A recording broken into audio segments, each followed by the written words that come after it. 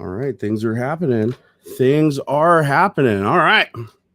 All right. It says we are pushing out approximately 3,660 kilobits per second and climbing. That's a lot. That's a lot. Yeah, man. Putting out them bits, man. Getting them all. Let's see. We are at 0 concurrent viewers because everybody's like, whoa, they're actually streaming today? No way. Toast. No way. Toast. Cool. All right. Let me copy the link and go spam that out everywhere. Link it up. And good morning as you guys are coming in. We'll do roll call momentarily. All right, let me get the chirpics. The chirpics. So we got 10 people in the house. Nick is the first official message. Said, oh, yeah, Mr. Octopus. Yeah, that's the guy. What do you get? Oh, is it? I was going to say, does he get the inside joke? He is. I'm pretty sure. Let me check again. But I'm pretty sure. Are you the guy with the inside joke? I'm pretty sure. All right, Nick. You know what we should do? We should just make up like completely fictitious things about it, like why it's there throughout the whole stream. I think that'd be pretty funny. What is it? The North American tree octopus? Dude, Pacific Northwest tree octopus. How do you not know? We've talked about this on stream. I know we have. And it's endangered. It's endangered species. It's endangered, bro. And it is our job to ensure its safety and raise awareness. Exactly. So today's sponsor for AuxxZillary's little pain over there is the tree octopus. Right. Mr. Octopus, the celebrity endorsement for saving the Pacific Northwest tree octopus. Absolutely. It would be a damn shame to live in a world that didn't have the Pacific Northwest tree octopus. Right? I'm just telling you, man. It's a vital part of the extended ecosystem. It is. I'd cry if it was gone. I'd literally shed tears of sadness, my friend. Tears of sadness. All right, let's see. Am I putting this in the right spot? I'm like not even paying attention. I'm just like dumping it into boxes. I'm trying to send like an email to the IRS or something. Watch my live stream. All right, let's see. So TikTok starts now. All right, there we go. TikTok. Wow. I'm gonna go on Fiverr and like spend $10 and have somebody make us like a theme song. Just get us a theme song. A quick like 20-second, How about you do this? Get us the song, and then I'll go spend $5 like a couple times, and I'll get us testimonials from like random testimonial creators. Oh, that'd be great. Like because I did that for a video like 10 years ago. I went on Fiverr, and at the beginning, it's like, oh, Barnacules. And they mispronounced the shit out of there. Like, Barnacules Nerdgasm is my favorite YouTube channel on all of the internet. So much better than Linus Tech Tips. And I had them say all kinds of crazy stuff. They had no idea what they were saying. It was hilarious. Exactly. Gotta love Fiverr, man. If you guys don't know what Fiverr is, it's a site where basically anybody can sign up to just go do like digital jobs and digital content online in exchange for you paying them in $5 increments. So their first service has to be $5, and then it builds on that. So you can go, at least that's how it used to be. Maybe you can now do it. It's a little different now, but it's a little different. Okay, but back when it first started, you could throw down a $5, but it's like increments of 5, right? It's like you get a 5 and then you add another 5, you do more work. Like if you're doing a video, like, they'll edit a video for you, like each 10 seconds or 15 seconds will be $5 or a minute. And you find people on there and you rate them based on how well they did the job, and then other people can find them easier. Yeah. So it's like, if you just want to have a job where it's like, you know what I'm going to do? I'm just going to call people up and like leave tell jokes on their voicemail or something. You could offer that as a service on Fiverr and people could pay you and you could go do it. And it's crazy. It's a neat little marketplace. It kind of reminds me of like back in the day, like the bulletin board in the community where you're like, I need somebody to mow my lawn or fix my gutters or something like that, but it's like the digital equivalent. Yeah. Very cool stuff. Okay. Did I put this? Okay. I posted on Twitter. I posted it on the Books of Face, I believe. Mm-hmm. Now what am I? Oh, Discord. I gotta go tell the Discord people because they always go over to my Twitch channel for some reason. Yeah. That's weird. Gotta go tell them. Hey, what's up, Lindsay? Hello. Don't worry, you don't have to stay long today. Today's stream is probably only gonna be about 2 hours, unless somehow David shows up and we go into like overtime. Then you guys can tap off, be like tag team. Yeah. I definitely have to be done like no later than 1 like usual, but because I got another stream to do today. Today's a 2-stream day for me. Dang, man. Yeah, today we got I gotta go give away our little girl. You can take a few minutes in between, right? Like that's right. I'm gonna. No. I want like at 2 p.m. I got to do the bachelorette thing. For Trinity. So we're gonna be finding her Mr. Right on the internet. Dude, that's gonna be fun. Dude, it's gonna be so funny, dude. Like if you don't know, where's that happening? So that's gonna be going on, I believe, on Twitch. Yeah. And I'll link it and everything on Twitter when I'm ready. But today I'm going to be the judge. There's a new judge each week on there, but today I'm the judge kicking the whole thing off. And it's basically the Celebrity Bachelorette, but we're giving away Trinity from Trailer Park Boys TV show. Nice. Should be fun. It should be fun. All right, Discord. Why the hell aren't you opening? Discord, you do what I tell you to. Stop being so. Stop reaping the discourse. Get it? Lol. Right. Okay, here, let's do it. Yeah. What? Right? Sure. Right, yeah, totally. All right, let's see. Okay, I think I sent it everywhere. So now if anybody complains and goes, I didn't get a notification, it's wrong. You got a notification. If you're on any of these platforms, you just received a notification. Unless you got me muted, then you don't. Coming on over here to chat. Let's see what's going on. I want to make sure I got all my windows. Okay, so super chat window's open. Chat has got its own screen now. I got my Skype window up so you guys can talk to me on the down low. Let's see what else we got going on here. Oh, Nick said I used to mess around with FL Studio. Oh, for making intro songs and stuff. Oh, dude. Well, hey, if you guys want to audition some stuff, knock yourself out. Just link us over on the old Twitter ski. It's got to have some vocals though.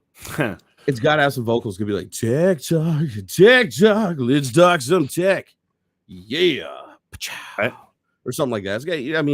It's got to have some vocals though. Something catchy too. Mm-hmm. Like some catchy you can't get out of your head, like in the middle of the night where you're like, oh my God, what do I do? I can't get to sleep. And it's just playing on loop in your head continuously. Jason Fry said, do you play Destiny or just have a thorn because you're a badass? Well, no, I'm just a badass. Yeah. That's why this is on my desk. Yeah. It's take care of them pesky flies that keep coming in the window and I don't feel like reaching for bat knife. It's like, just cock the hammer back on this sumbitch. Be like, click. Oh shit. And I can see the batteries. Like, those are batteries. Those are the bullets. Those are the bullets. Oh shit, I said bullets. Now this is gonna get demonetized and have like a link down below saying click this link for a safe space. Yeah, right. it'll be Links something like gun that, bro. Safety and stuff. Yeah. Yeah, they're gonna link people to like gun safety and how like guns are bad. And nobody should have ever used guns ever for any reasons. They're not even for target practice because they're bad and evil. Use bombs instead. Bombs are better. Yeah. Richard Gagnon, what's going on with you, sir? What's going on with you? Oh wait, he's looks like he has a little thing going on with this Darnell guy. What did Darnell say? I didn't even see what Darnell said. Man, I am not paying very good attention this morning. Sorry, the ADHD meds take at least 45 minutes to kick in, guys. So it's true. You'll just have to bear with me. Richard is still waiting for the Windows sound pack. Like literally like 6 or 7 years ago, I was like, I'm gonna make a sound pack for Windows, like for all the sound effects. Oh, start sure. Open, close Windows. I was gonna make a sound. It was just me doing all the mouth sound effects. So like when the computer boots up and where it goes ding, ding, ding, or whatever, I'd be like, your computer's booted. Your computer's turning off. Your computer's going to sleep. Window maximized, window minimized. I was just going to do them all, just me like yelling into the microphone like Alex Jones.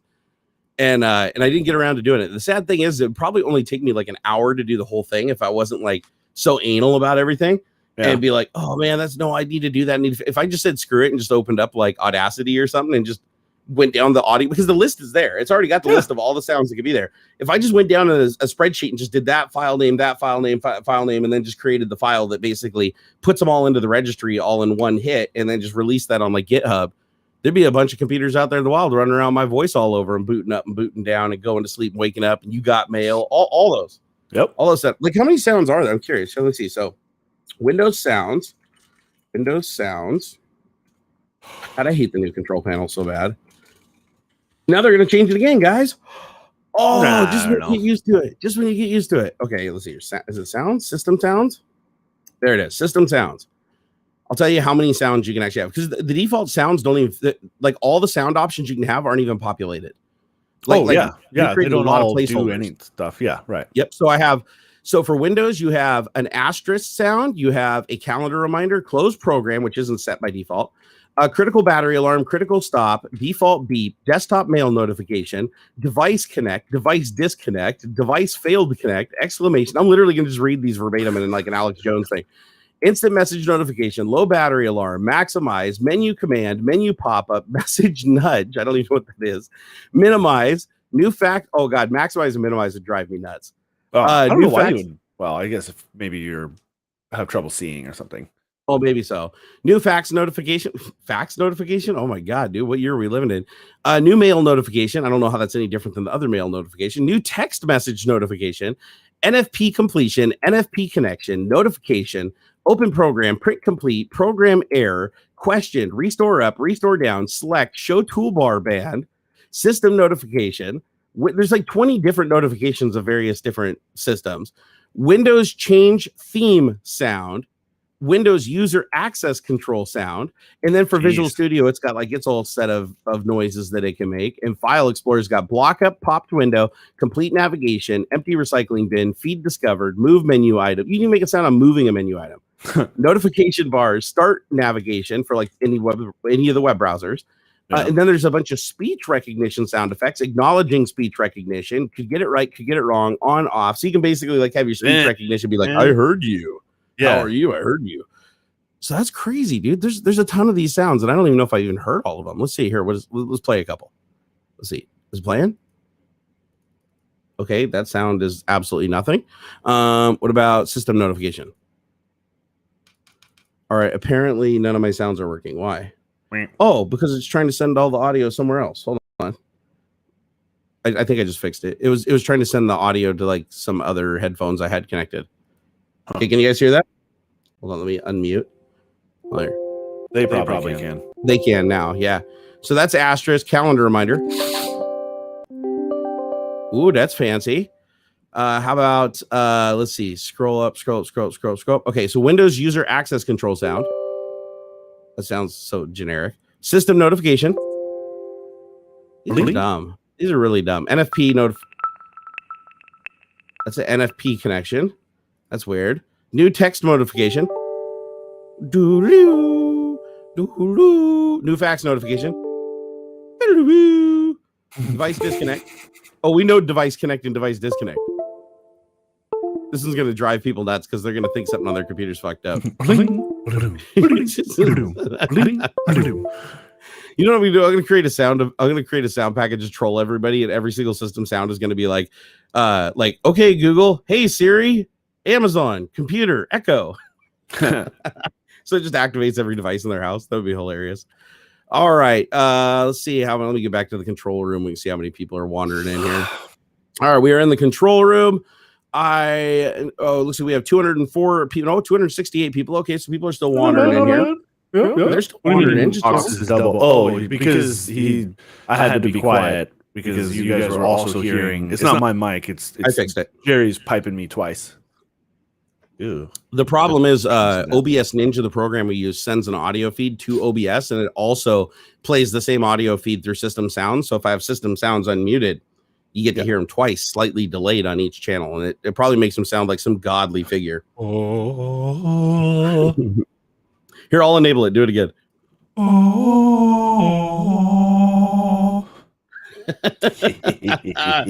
Getting Halo on.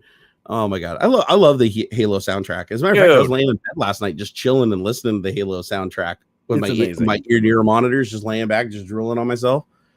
Oh, it's good stuff. Crone said, are you feeling better than you did yesterday?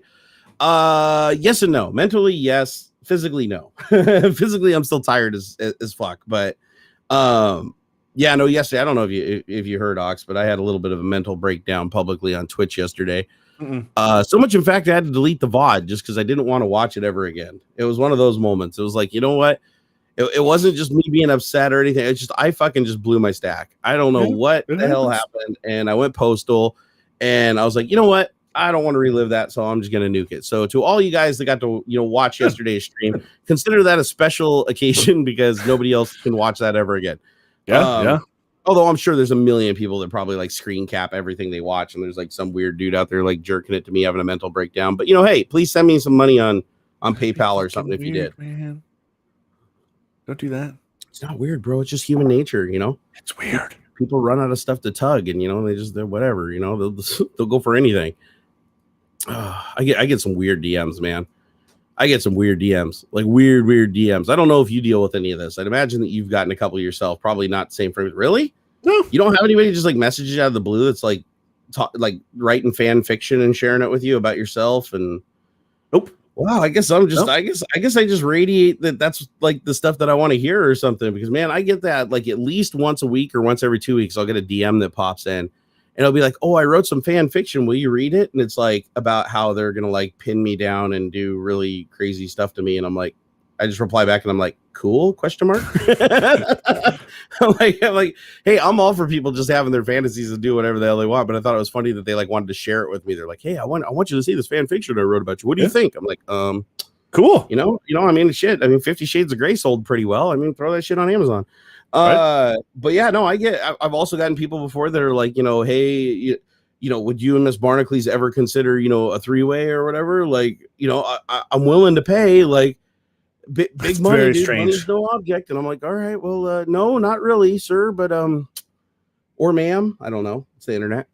Right. I'm just like, that's a little bizarre. That is a little bizarre. You know, also flattering as hell, but a little bizarre, you know, just a little bizarre. A little bit. Yeah. Mm-hmm. Very, very weird. Oh my gosh. I finally went on a little vacation, my first little vacation since COVID.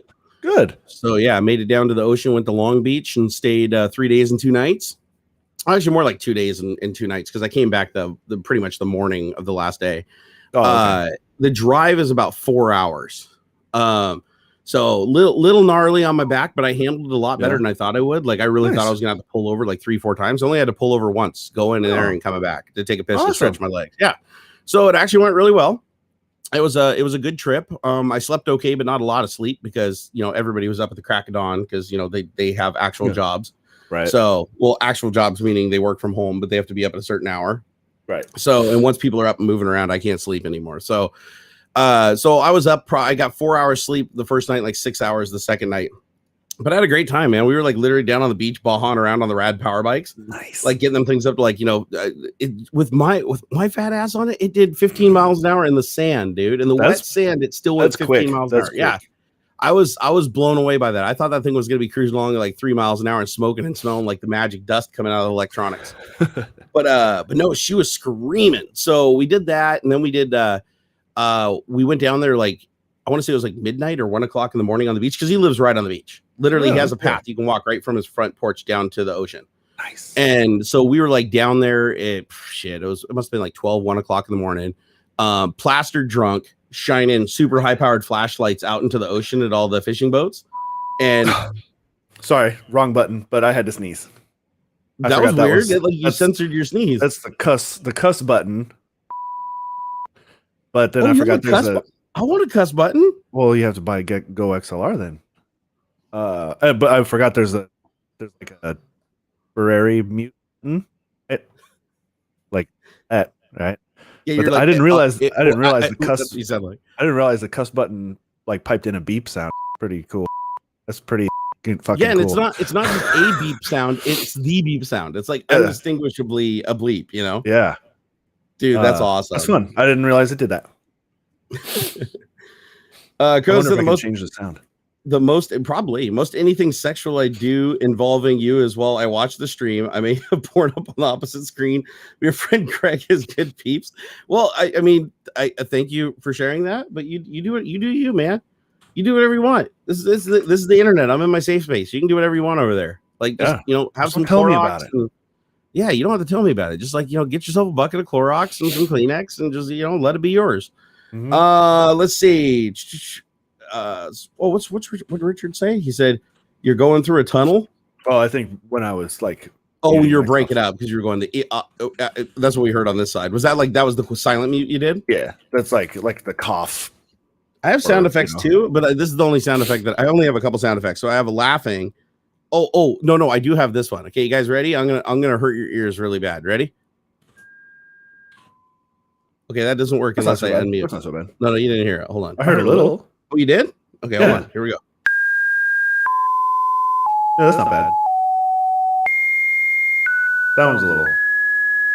What are those just sine waves though? Those are just like it's like single tone. Yeah, they're just little single tones. And then I've got laughter, so I can say like, "Oh my gosh, AuxxZillary has such a small penis. Oh my god." Did you hear it? Oh, you didn't? Oh no! It's like you saying I had a small penis. I didn't hear nothing. It's like, oh, okay, there we go. It's playing. Then I've also got the crowd laugh. A little bit. I think what I'm hearing is like it's coming through the mic. Exactly. Like I'm not hearing the source actually. Yeah. I also have the modem noises because those actually come in handy quite a bit. Like, Oh yeah. You remember those old noises?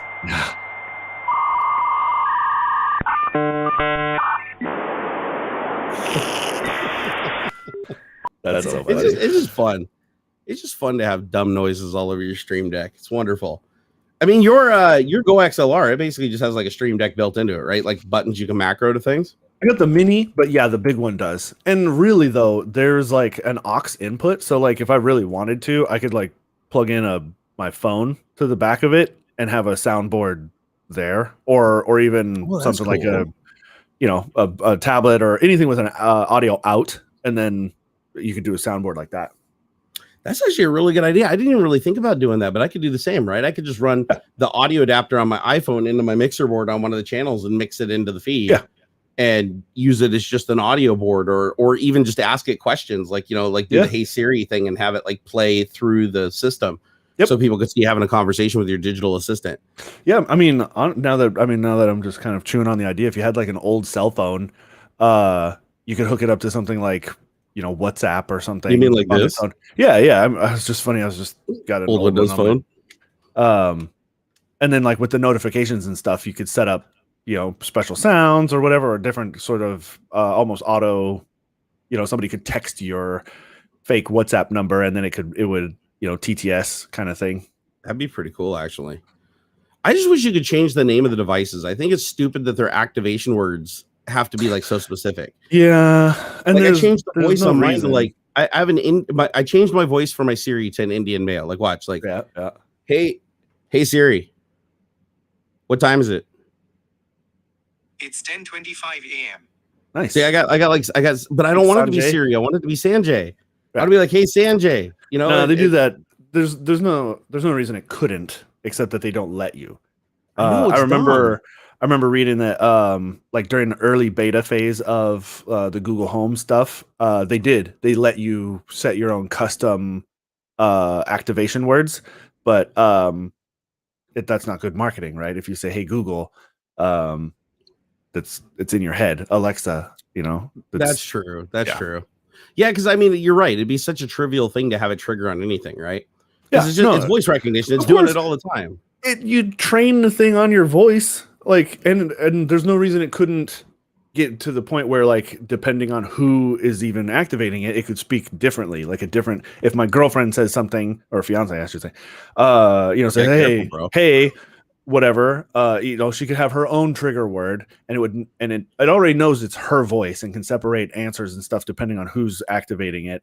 So there's no reason why it couldn't also return, the voice to her in a different way. Like it could be Channing Tatum or whatever if she wanted to, that kind of thing. Or like a voice font, like have your digital assistant like read back the voice of the contact on your phone. Would that be cool? Somebody like text message you, you wouldn't have to look at the phone and be like, you have a message from AuxxZillary. It would just be your voice, and I would know it just as if you were in the room talking. That'd be genius until somebody hacked your phone. And it's like, hey, Barnacules, I need $50. I'm stuck in a ditch. Can you PayPal it too? Blah, blah, blah. Thank you, sir. And you pull out your phone and just do it, even though somebody hacked you. Fun little event that happened during my vacation. I locked myself out of my phone because I have a SIM lock. Do you do a SIM lock? I don't know. I remember we had a long talk about that, and I was fiddling around, and you bricked your phone. And I did it again. During my vacation. I had to call my wife on somebody else's phone and get her to brick it. Yeah. Oh, no. So it's called a SIM pin, and the SIM pin is just a 4-digit number. But if you enter it 4 times incorrectly, it physically locks the SIM. Yep. So even if you take the SIM out and put it in another phone, it doesn't matter. It's in that lock state. And the only way to unlock it is to get something called a private unlock code or something. Like it's the puck code. Okay. And to get the puck code, for me, it's a pain in the ass because I have so many levels of authentication to keep people out of my system. This is good. That I had to basically call my wife. She had to call from an approved phone number. She had to give them the password. And then after she went through all that rigmarole for like 30 minutes, they finally called me on my friend's phone, where I was at the location, verified a bunch of questions, security questions on my account, and the password again. And only then did they give me the puck code to like unlock my phone, and I got it back. But while the SIM was dead, I couldn't call out. Wi-Fi calling didn't even work. I couldn't receive SMS messages, even though the phone I could get to the desktop on the phone, but I couldn't do anything. And the worst part was that I realized when I was down there is I started opening up stuff, trying to find it. Everything I have is 2-factor authenticated. Oh, so right. When the SIM goes down and I lose my SMS, you can get any of your text message codes and stuff. Couldn't get anything. This is a good story to hype the idea of external hardware related like codes and stuff. Like you I can't remember the company that makes them, but I remember I had a few.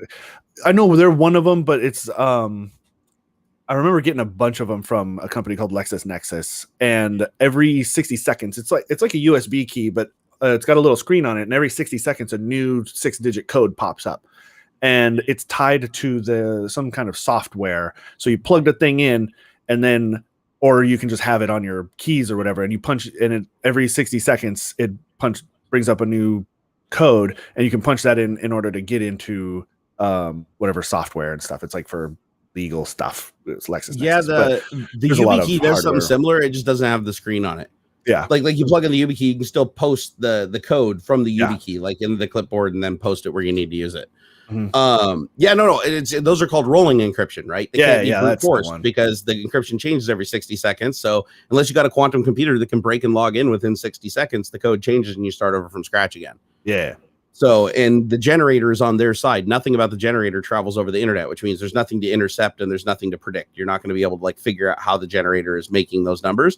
Only the generator is going to have the hash and know how to do that. So it's an incredibly secure way to do things. The only thing I don't like about that mechanism, and there's ups and downsides to all of the different mechanisms you can use, but the one that I don't like about that is now you have something physically that you cannot have on your body, and then you're screwed.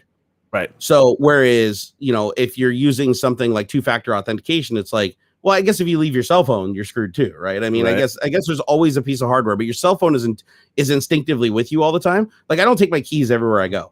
I might go somewhere and jump in the car with somebody else, right? But I always have two things when I leave my house, and that's my wallet. So I could probably put the YubiKey in the wallet.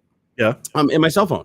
And those are the two things that just over years I've programmed myself to always have with me. Like I feel weird. I will not leave a location unless I know those things are on my person several times. So that's actually true. Yeah, PayPal used to do that. PayPal used to have an RSA key that you could get to secure your account because PayPal was getting hacked left and right back in the day. But I think right now PayPal just uses basic 2-factor authentication. 2-factor is actually really resilient, but there are a couple of holes in 2-factor if you're not careful. One, there was a huge security hole in 2-factor when SMSs got leaked. You remember that when the SMSs that's how they remember is years ago. I think it was Boogie, Linus, like everybody got hit by these guys that intercepted these SMS messages. And then after that went away, they all got hit again by people that were going into the store and impersonating with fake IDs the people to get a SIM clone. That's so whack. So, but it keeps getting stronger, right? Each time the system gets broken, it gets stronger. So now it's like with me, I've already had 2 attempts that I know of people going into a store with a fake ID trying to clone my SIM, and they failed in both instances and fled the scene, and the police went looking for them. Right. I don't know if they ever found him though. And the reason it failed is because my cell provider has my picture. They physically have my picture on their computer and a copy of my driver's license. So if somebody comes in that doesn't look like me and says that they're me, the screen tells them immediately, don't proceed. Notify law enforcement. And so, and I'm glad I did that because I didn't think that somebody would go through the hassle of getting paying to have a fake ID made or making it themselves just to go and try to clone a SIM off me. But no, I was wrong. The two people tried it, 2 completely different states. So it wasn't even the same person. And then the SMS thing is actually pretty secure now because the SMSs are encrypted on their network and they're only sent to the single device with the one SIM. Like if you clone the SIM, the SMS will go to the primary. Okay. And depending on which carrier, you want to make sure your carrier, it's fully digitally, it's encrypted. They're using 4G to transmit the SMS messages and not the internet where possible. There's a lot of different safeguards that they can put on to make sure that the SMSs stay private because it's primarily used for 2-factor. Yeah. So, and then the person has to have they have to have your username, they have to have your password, and they have to have the ability to intercept your SMS message all at the same time at that point in time to log into your account. And it just makes it impossible. It just makes it difficult. So they're more likely going to go after the millions of people that don't have 2-factor authentication enabled just to make things easy, right? Yep. And then I also suggest putting on like additional forms of authentication. Like now you can do 3-factor authentication with some sites. Like for instance, Google Google, I do the SMS message to prove that I have my cell phone, and on top of that, I also have to run an app called Google Authenticate and pull a key from Google Authenticate and put it in. It's a pain in the ass. So I use a cookie to make sure my primary device stays logged in all the time. And I have to do, but because every 30 days is a pain in the ass that I have to go through all this just to log into my damn email. But it's because I get about 30 to 50,000 failed attempts to log into my email box a week. Right. So there's a lot of people that have been working for a long time trying to get in there because the email is what you want to get. Like, because if you can take somebody's primary email, you can issue a reset across the board for all their passwords and then change all those passwords from that one primary email address. And that's why people try to crack it. Like they're less interested in hacking like your Skype or hacking your Twitter. They want the email, because if they can hack your email, they can reset they can cascade, use a script, reset your passwords across the board, go in one by one, change them all so you can't get into any of your services, including your email, and then they can just take their sweet time going through the contacts and all your various different programs and stuff like that. It's a pretty common practice that happens. But once your email is like Olympus. When Olympus gets taken, you're screwed. Right. Like don't your email should be your most secure and your most fortified thing on the entire internet. Not necessarily social media, but your email, because the email is the one thing all password resets go to. Another thing that I like to do too is on password reset. Not many services offer it, but the ones that do, go into password reset and tell them that you want the password reset request sent via SMS and email. So that you have two different parts that you have to put in. That way, if they get your email or if they get your SMS, unless they have both of those pieces, they can't go any further and reset the password. So it's a cat and mouse game forever and ever and ever, dude. It'll never end. It'll never end. Let's see here. How hard was it to set that up with T-Mobile? Not hard at all, Nick. Not hard at all. All you have to do, I can tell you how to do it. So they don't offer it as a service. You have to ask for it. If you have T-Mobile or AT&T, they're the only ones I can speak of because I didn't try it with any of my previous ones like Verizon and Sprint and stuff. But it was the same process with AT&T and T-Mobile. You go in and you basically you say I'm a public figure and a highly recognizable public figure that has a lot of hack attempts against me and impersonation. You basically just tell them that you're at risk for impersonation and hacking. And as soon as you do that, they pull up some documents. They're called like the VIP list or something like that. And they put a thing in the computer that says when your account comes up, there's additional steps that have to be considered before they do anything to your account. And notification. They'll also notify you if anything happens to your account. But you have to ask for it. And then in that case, then they'll scan your driver's license and they'll put that in the computer. And that way, anytime they bring up your account, it'll tell. Doesn't matter what branch it is. Doesn't matter if it's over the phone. When they bring your account up, it'll say that you're a VIP.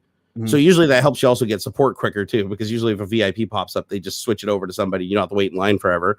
And they never verified anything. It's not like they went to my YouTube channel and like made sure that I had a bunch of subscribers. I just told them that, I was highly exposed on the internet, high risk of hacking and impersonation. And they were like, okay, cool.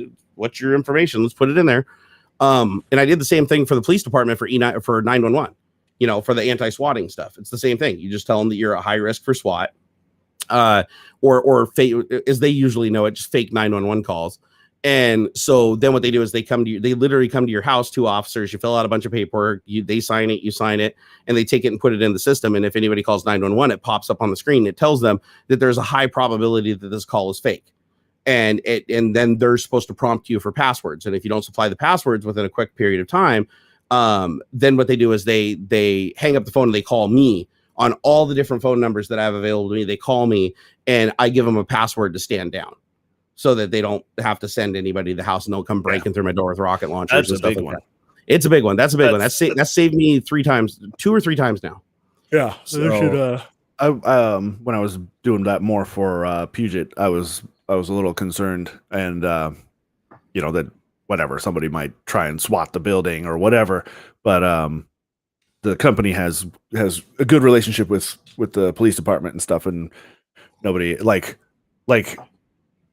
a good response time, even when people will be like skulking about the parking lot and things. They're good. I'm actually glad I live like about 2 blocks away from the police department for my whole city. Nice. And so their response time to my house is a little under 2 minutes, and it can be faster if they're already like driving down along the main stretch of road by me. And I know because I've accidentally set off my home alarm a couple of times, and before I could even get the code in it and answer the phone call and talk to the person to tell them it was a false alarm, I already had cops aiming guns in the window. So I know it works, and it's a really fast response time, and that I like. But SWAT is a little different. So a SWAT call, they're not going to just send regular cops. For that, they're going to send a SWAT team. And the SWAT team isn't dispatched from here in my state. It comes from the city over.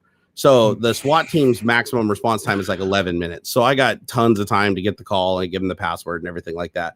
But the problem is like they're not even going to mobilize the team until they don't get the password. So it's not a matter of like, oh God, I got an 11-minute countdown for them to turn around and drive back. It's like they won't even dispatch it until the password isn't given.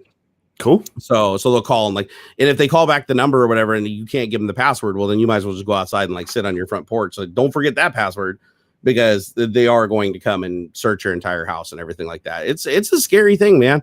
Yeah. I've seen it happen. A couple of my friends have had, that's why I got the paperwork, is because they didn't know about it and they knew about it only after they'd been swatted. And it was a very scary experience, and it's like one of them, well, actually I don't want to give away too much information because then you know exactly what I'm talking about. Don't do that. But it was, but it was bad. It was really, really bad. Like way worse than just a regular SWAT. It was bad. Let's see. What do we got going on over in the chat here? I have a high risk of hacking for what I do as a job. Are you in like InfoSec or something? Patrick said, has Microsoft been getting better about privacy? Being a musician and learning coding, I have concerns about keeping my work private. It depends on how you look at it. Microsoft is no less no worse at privacy than say like Google or Apple, honestly. Yeah. They all do very similar things in how they collect data for themselves, and they don't share most of it with third parties. Yeah. Well, Google does, but Microsoft and Apple, they're usually pretty good about it. The one thing Microsoft isn't good about, though, is their security has been breached like a billion times. Their source code has been leaked to the internet multiple times, and yet they still have a Watson database that has like every crash and dump file that's like ever occurred on like everybody's computer in the world, including questionable programs and web browsers that had like porn on the screen or pictures of like honeymoon nights and stuff like that. That's all sitting in dump files inside of a Microsoft database basically for eternity. And unless you go in and explicitly turn that feature off, it's on by default on every computer. And that's a little bit unfortunate, because when I worked at Microsoft, I realized just how easy it was to see that information. It would be very trivial to write a SQL query that goes through and pulls all of the variables that contain, say, EXIF data showing it's an image, or metadata showing it's some kind of a video file. I could go search for that, find all the dump files that contain variables in memory that contain a data stream that matches that signature. Then I could take that, dump it out into another database, and then write a script that would constitute that back into its original files. So if you opened up a web browser and you went to Pornhub and you were playing a video, for instance, or you went into your documents folder and you're playing something in Media Player, if Media Player crashes while you're playing it, or Internet Explorer crashes while it's playing it, well, that dump file with that data gets sent to Microsoft and goes into their server, and I can go in and reconstitute that and play it back. As a developer, any developer at Microsoft can do that. They all have unrestricted access to the Watson database. So I'm surprised that more stuff doesn't leak, honestly. Like, I'm surprised that we don't see like every day, like, oh, some celebrities, nudes are on the internet or something because their fucking Internet Explorer crashed while they were trading pictures back and forth. So it's because nobody cares. It's too much. It's too much. There's how many trillions of fucking log files? How much garbage data is in there that you have to go scrub through? How long would it take for your script to find anything worth a damn? Like about 30 seconds. You'd have to verify. It would throw up a bunch of stuff that it thought was good based on how you coded your script. No, I mean, you're right. Go scrubbing through ungodly amounts of data before you found anything worth like leaking. It's just not worth it. It's not worth it. But here's the thing. Hey, young Padawan, let me tell you something. Let me tell you something. So here's where it gets scary. It's not very scary right now or even yesterday. But just remember, we got lots of image recognition and video recognition and deep fake technology. We got all this AI and machine learning stuff now. So if I can write a SQL query that can reconstitute all of that video and image files back into files, granted, it would take me forever to go through all of them looking for shit that's interesting. But it would take a fraction of that time for a computer with an AI model to go through and be like, look for nipples. And any picture you find with nipples, pull it out. Or go through that. You're still going to find a bunch of garbage data. Come on now. Well, no, not if I know enough about ML stuff that you're still going to get a lot of trash data. It'll guess real well, but you're going to find a lot of stuff that's still like eyeballs that look like nipples and like, weird stuff that it isn't quite sure about. It always still needs human verification. if you're searching arbitrarily, I'd agree with you. But if it was if it was crashes that came from an app that was only used for something like that, like for instance, OnlyFans. Okay, let's say you'd filter it through. It'd have to go through a few iterations here. Exactly. Or this is the worst scenario. So this is the nuke scenario. Is you get investigated for something. The police are like, oh, we're going to investigate you for something. And they subpoena Microsoft to gain access to the Watson database. Now they can look for crashes that only came from you and only came from IP addresses linked to your ISP. And they can narrow that thing down to itty bitty little beam and see just about everything that you were doing, give or take over a period of time. I mean, hell, Microsoft's dashboard, like I go clear Microsoft's dashboard. I've disabled every privacy I can on every device I have. And I still go to the Microsoft dashboard every month. And there's at least 50 to 100 entries in there, including like, oh, we tracked you to this gas station. How? Like, where did it come from? Yeah. Like, I have an iPhone. I don't have a Windows phone. So what the fuck do you have on my iPhone that's transmitting my data, telling you the location? Is my car narking me out? Like, what is telling them that I'm there? And then I go through and I look and it's like some of the web pages. They have that, and I'm like, well, that's weird. I use Chrome. I don't use Edge. Right. So how does it know I went to these sites? And I think it's because in the background there's some cookies going back and forth and some things being traded because I'm going from site A to site B, and site B goes, oh, we got another crumb of info we can store, and it picks it up and throws it in their database and associates it. So I go in there and clear that thing out, every chance I get. But here's the thing: when you clear stuff out of a database, you don't delete it. Deleting stuff out of a database is bad. Like that's how you fragment a database and how you make it go really slow. The way databases work is if you don't want to see something, you just exclude it from the data set. So delete is tantamount to just changing a 1 to 0 on one of the columns. You're just like, don't show this. Exactly. Just don't show it. So you can recover data. Like data recovery is incredibly easy with databases because unless you obliterate the data, which is a very expensive operation that is really hard on the equipment and it kills the overall efficiency of the database. So no DBA would ever do it unless it was some kind of like internationally protected data. You can recover it. So, and Microsoft, like storage is cheap. Microsoft doesn't have to delete anything, man. Never once in the 15 years of Microsoft, they sent out a mail going, oh, we're going to purge all the dump files from 15 years ago because it's just taking up too much space. No, they just keep buying more and more and bigger hard drives. And they just keep upgrading their data centers because storage at their level is actually pretty cheap. Like it's cheaper to just pay the storage and store everything infinitely. So you can go back, like if something crashes, you can go find and see how long has it been crashing for? Like, has this been a bug since Windows XP? Like you can go back and do the like heuristic analysis to figure that out. So there is a benefit to it. There really is a benefit to it. But at the same time, you're right. It's like finding a needle in a haystack, right? It's like at some point there is so much data in there that it's not like even if somebody was just sitting there every day and playing the lottery, just rolling the dice, the odds of them ever finding anything that pertained to you would be astronomically small. But if instead of a needle in a haystack, it was, a 1,000 needles in a haystack and they give you a magnet, now you're a little bit faster, right? You can start drilling down and finding stuff.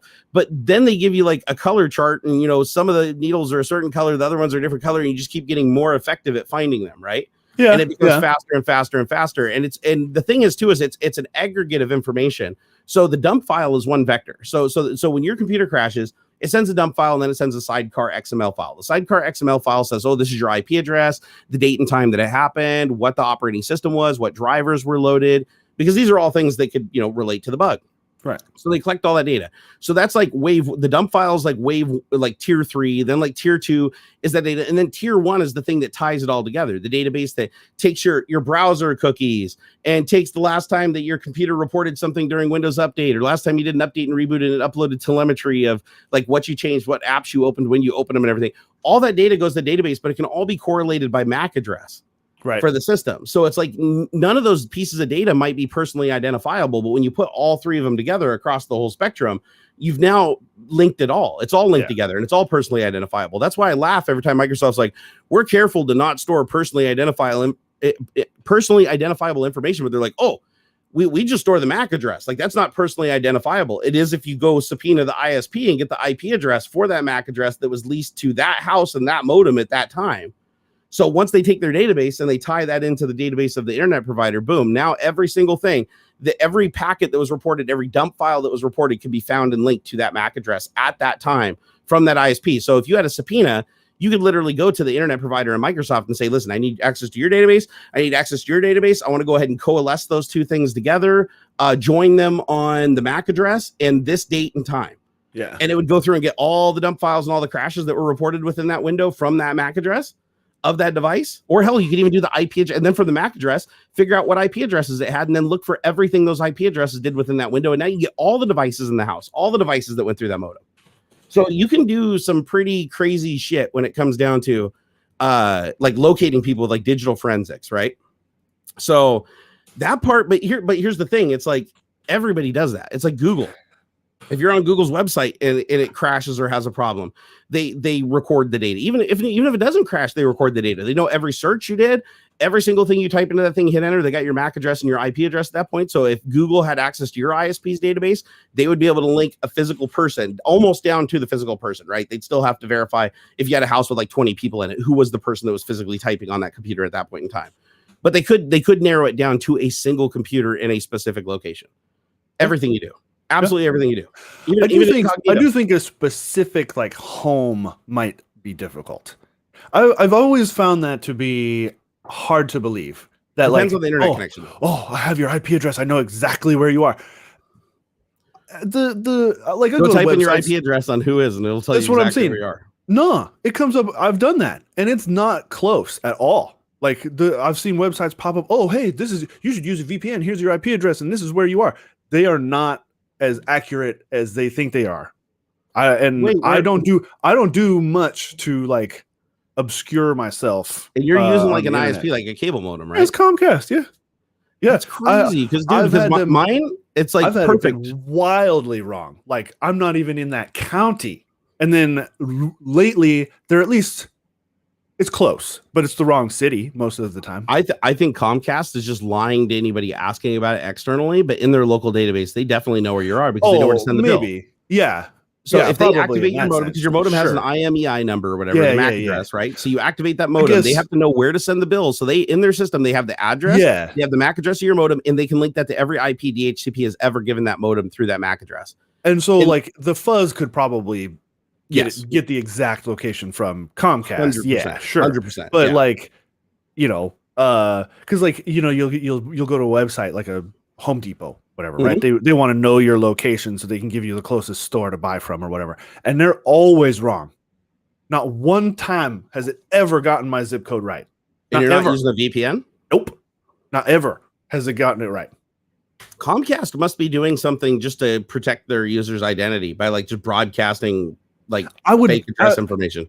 I can't even imagine it's like my local, like not the node, right? Because I know where the node is for the neighborhood, but it's like not even like the local like hub or something. Like there's no way that it's connecting. I'm not going to say where it keeps popping up at, but there's no way that my local node is connecting to that particular like distribution hub or whatever the fuck. There's no way. It's way too far.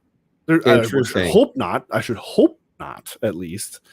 But interesting. So they're not broadcasting it publicly, but they definitely. I don't think so. Well, yeah, like you said, they must. Yeah, but, I mean, there's no way they could send you a bill and throttle your traffic or whatever. Give you a monthly limit. They couldn't do any of those things if they didn't know where the modem was and where that traffic was coming from. Hey, I want to thank some of our super chatters here. Dude, super chat. Pup Shepherd, my man. Woof Swags. Thank you for the $5. He said, "Thank you for your response to my tweet on ESXi versus Hyper-V. Any thoughts on the topic?" He was talking about like why Hyper-V is missing like so much functionality inside of like Windows 10. It's like it works great for servers, but there's like no hardware pass through. You're not going to do GPU acceleration with it. It's a very simplistic like virtual machine built into Windows. And I think it's good for like running Windows. I think there's a lot of cool functionality in it that pertains to Windows specifically, but it's not very effective for like running everything else. And so I personally love VMware. He uses ESXi. I use VMware Workstation. I've always liked the third-party examples, and I still don't understand why Microsoft isn't putting any effort into making Hyper-V. Like they even have a desktop feature called Sandbox. That's basically like you open up the Sandbox. It's just a Windows snapshot running as a virtual machine that's clean that you could drop bombs and ransomware onto and stuff. And if it's effective, you close it, exit, and it can't access the rest of the system. But it's not hardware accelerated. So if you want to test, say, like a game that or something that was 3D accelerated under Sandbox, good luck, right? It's going to be very, very slow and very sluggish because it's all emulated graphics. So, but that's one of the reasons why I don't use, Hyper-V. It's like a built-in solution. It's super compatible. It's great if you're doing server stuff, but it's garbage if you want to actually do like desktop hardware accelerated stuff, or say you want to run Linux and game under Linux. Right. You're not going to want to run Linux under that. You're going to want to run Linux under something like VMware or something like that, where you can do at least some level of hardware acceleration. Or there's also, what's the other one? Is it not ESXi?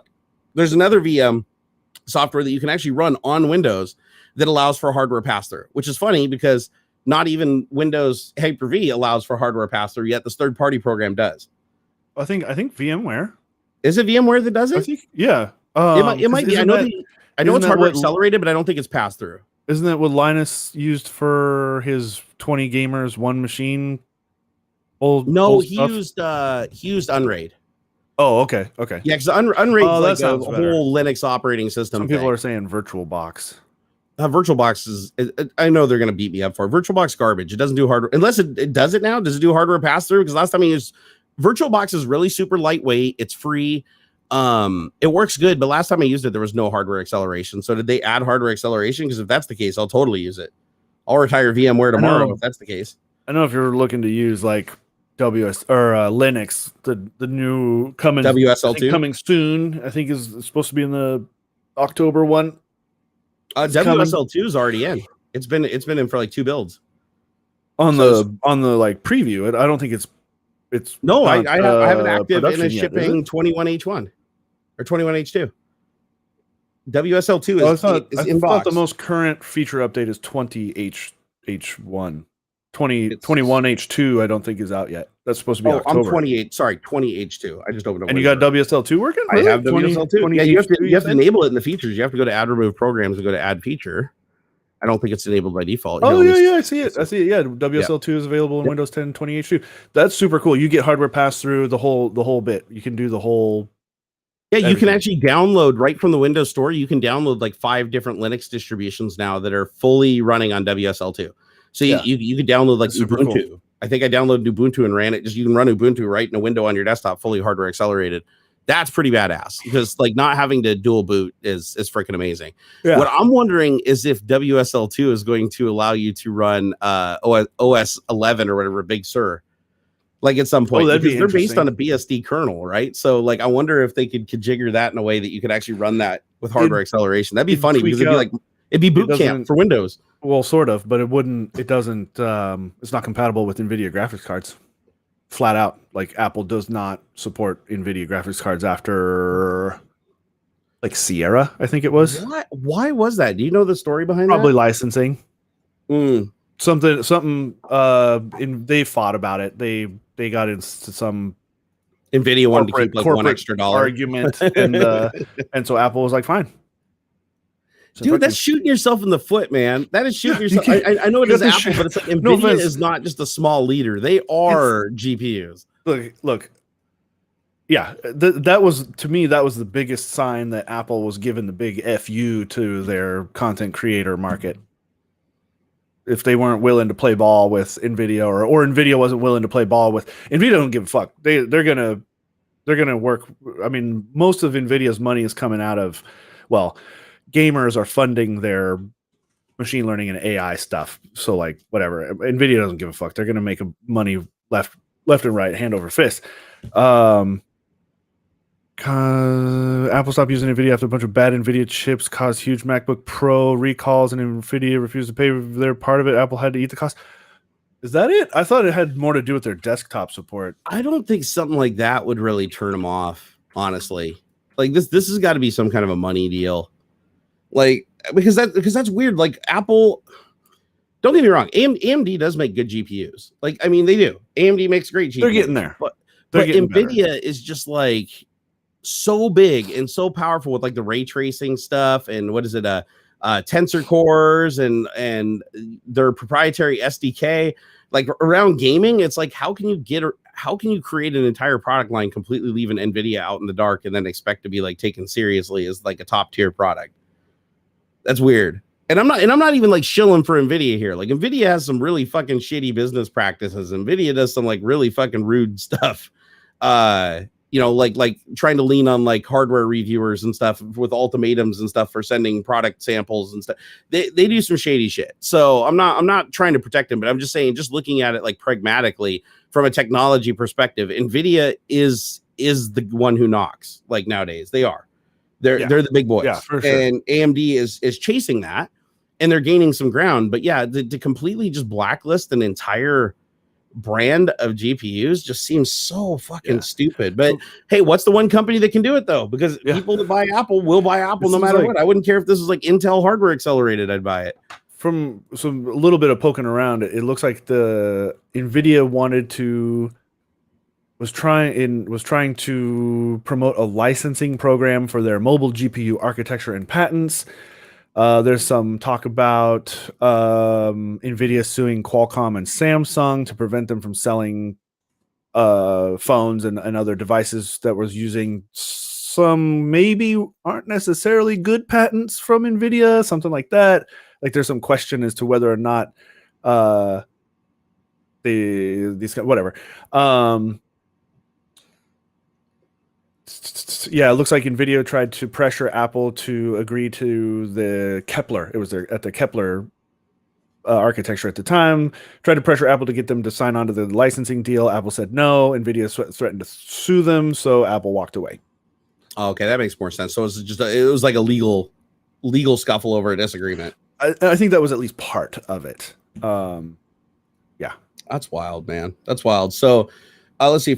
So for what I remember, they dropped Nvidia after a series of their chips got really borked. That was another person that said that. Mm-hmm. Oh, this is another good point though. Is Nick is like NVENC missing on Apple's an instant non-start for me, and it's like because Nvidia's video encoding chip for like encoding and decoding video. Oh yeah, is like second to none. I don't know if there's anything in the industry that touches that. Yeah, especially if you're on any of the RTX stuff, the 20 series and newer, dude. I heard that it doesn't even like touch the CPU. I haven't tried it yet, but apparently full hardware acceleration, and it is a physically separate chip. So like your gaming performance shouldn't be affected in a significant way. Yeah, because on the 10 series, it was fortified by the cores on the GPU. So you'd have to share. Yeah, now it's its own thing. Yeah, because I watched a YouTube video where a guy, I think he had it wasn't even a really high end card. I think it was like this was a 2070. It was like a 2070, and he was in OBS encoding at like 4K 60, like some ungodly resolution with like good compression. He had everything on high quality, max quality, and went back in the game, and his frame rate only changed by like 1 FPS. Right. Like he was still playing full screen while it was capturing. So it was also capturing and straight. The 1 FPS was probably just the additional streaming to the hard drive, sending the data to the hard drive and caching it. But I was like, damn. So because that's the number one complaint why people used to use secondary streaming PCs is because you're encoding and copying and run it. It would fuck your gaming experience. And it's like now with the new ones, you don't have to worry about it. It's like it doesn't lose any significant or noticeable frame rate. There is a comment here from Radioactive KFC in the chat that says there's nothing stopping Nvidia from developing drivers for OS X, but since the only Mac with the PCIe slot is a Mac Pro, I can see why they wouldn't. Apple would not allow. You would have to like side load the driver. There's no way Apple would approve an Nvidia You'd have to run driver. in a dev mode. You'd have to have like some dev mode or something like that. It's like in the operating system. They do not support Nvidia graphics cards flat out. Like if you have an older machine and you try to update to past a certain point, it won't work. They flat out like do not support Nvidia. So Nvidia could write a driver, but it would never appear on the operating system because Apple controls everything about it, and they wouldn't allow it to be a part of the like default stuff. In fact, I don't even think the machine will boot with an Nvidia graphics card after a certain update. I think it's Sierra. I could be wrong. I feel like I am wrong 100%. And they're like UEFI based machines, so they could easily do like a PNP device kick before even going into the master boot record and say, "Oh, we've detected your computer's got some unsupported shit plugged in." Right, not gonna boot if they wanted to. Which happens. Like I mean, just you see it. Heck, I have a MacBook Pro that has too much RAM in it. It cannot load the default operating system for that MacBook Pro because I have too much RAM. I have to take half the RAM out, then update past a certain point for it to agree that whatever 16 gigs of RAM is okay.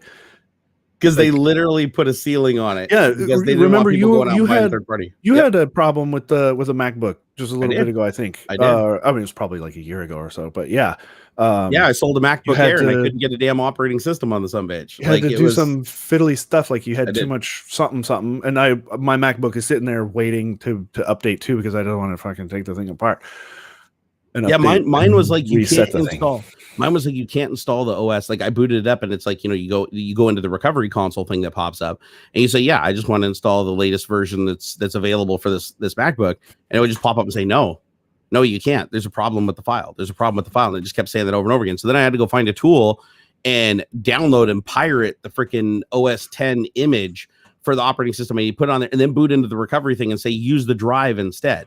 And then I said, use the drive to install it. And it comes back and says, oh, can't install this version of the drive. This is the version that's on the drive. It's incompatible. And so I ended up having to go back to the last version of the operating system before the one it said it supported. When I went and looked it up, it said my MacBook Air supported this one operating system. I had to go back a full hardware version, install that one from a USB thumb drive through the recovery tool. That one finally installed. And then as soon as it installed and I logged in, it popped up and said, oh, there are updates available. Would you like to install them? And I said, yes. And then it just updated to the version it said it couldn't install. So Apple has weird, like, the problem is I don't think they test any of these weird edge cases because there usually aren't edge cases. Their customers do very specific things, right? They buy a MacBook, they just keep updating it, right? They never wipe and delete the hard drive or reinstall something on it. If they do, they're usually of a technical nature that can figure out how to get back the original operating system, or they have a backup of it somewhere on. And it also backs up the operating system on itself. That's the other thing about MacBooks is the operating system is backed up to itself. So if you wipe the hard drive on a MacBook, there's another like hidden storage sector that has the image on it to recover the device instead of, so you don't have a CD to lose or something like that, or a thumb drive with the operating system to lose. Yeah. So they have all these like little mechanisms in there to save you. But if you violate any of their coveted codes that they didn't test for, like you let it sit for 5 years, didn't use it, turned it on, and then wiped it, formatted everything using a third-party utility, and then you go in and try to reinstall, it's all kinds of confused. You can get it into a state where it's like, I have no fucking clue what you're trying to do. And everything that it tells you to do will fail. And you end up having to go surf forums. And it took me 2 days to get that thing finally reinstalled. And then I sold it to my buddy who really wanted one for his daughter. They're capable machines. That's one thing is a lot of people complain about like the cost of Apple hardware, but you know what? Every piece of Apple like hardware that I had as far as a laptop, I've never had a desktop because I don't like their desktop. I don't like their operating system even. But I know to tell you how I really feel. But my MacBook Pro 7 or my MacBook Pro 17 that I had from 2011, I used that thing for 5 years and sold it for more than half what I paid for it. So it retained its value. It was still solid. It was like brand new when that hardware could handle a beating. And then the MacBook Air that I had, again, all metal. I don't know what the new ones are like, but it was all metal, all cut from like a single thing, really solid electronics in it, never hung, never had compatibility issues because I never hooked it up to anything, right? It was just, I was 100% in the Apple ecosystem for that specific device. And it worked well. So I understand why there's people that even though Apple like severely locks them down and forces them to live in their walled garden, I understand why for some people that's okay. Like they don't want to leave the garden. They think that that's like perfectly acceptable. Yeah, it's like, dude, if all your devices work together, your Apple Watch, everything just seamlessly finds each other. There's no setup and putting in IP addresses. Everything's just eloquently built in its proprietary way to talk and coexist. It's actually a really neat experience until you try to bring in one thing that is outside of that walled garden. Then it breaks that illusion. That's what I don't like. I don't know, man. It's I do want an M1 though. I really do want it. That's if you guys have an M1 laying around, you want to send it to me? Shit, I'll review it. Like that's pretty cool. My PO box. I think Apple's on the right. They're starting down the right path for making ARM the next big, like massively, jump. Like I could see. I think it's going to take a little while because my God, all of the software. Like we can't keep using this translation layer, this virtualization stuff. Like that's outrageous. But yeah, there are. I love seeing the clips of people like bricking them or freezing the things up though. Like it's something as simple as plug it, and it's first gen, so like there's going to be weird problems. The M2, I'm sure, will be even better. But like people just plugging in USB-C drives, and then the operating system just freeze, lock, full hard lock. Like you can't do anything. No keyboard input, no nothing, just froze. Or just weird little things. It's not a thing super serious. I don't think it's like everybody, but yeah, man, it's pretty crazy. I personally think that the M1 is the Tesla of the computer industry. I think it's going to set that precedent, like you said. Like I think everybody's been trying to do ARM, just like the automotive industry. Everybody's trying to do electric. They dip their toe in, get it bitten off, and then run back to what they knew. It's like I feel like M1 is that big step that needed to happen. That's like, listen, We got all the benefits of a gas powered car, but we're also electric. We got the range, we got the performance, we got you don't have to worry about the range anxiety. We got chargers and shit like gas stations. It's like, I feel like Apple was very smart in the design to build a product that was like, listen, you don't have to give up anything. You're just gaining. You're not giving up nothing. You still run all your x86 and x64 apps, more or less. They're a couple need little patching and stuff, but more or less you can run everything you did, and it used completely usable performance.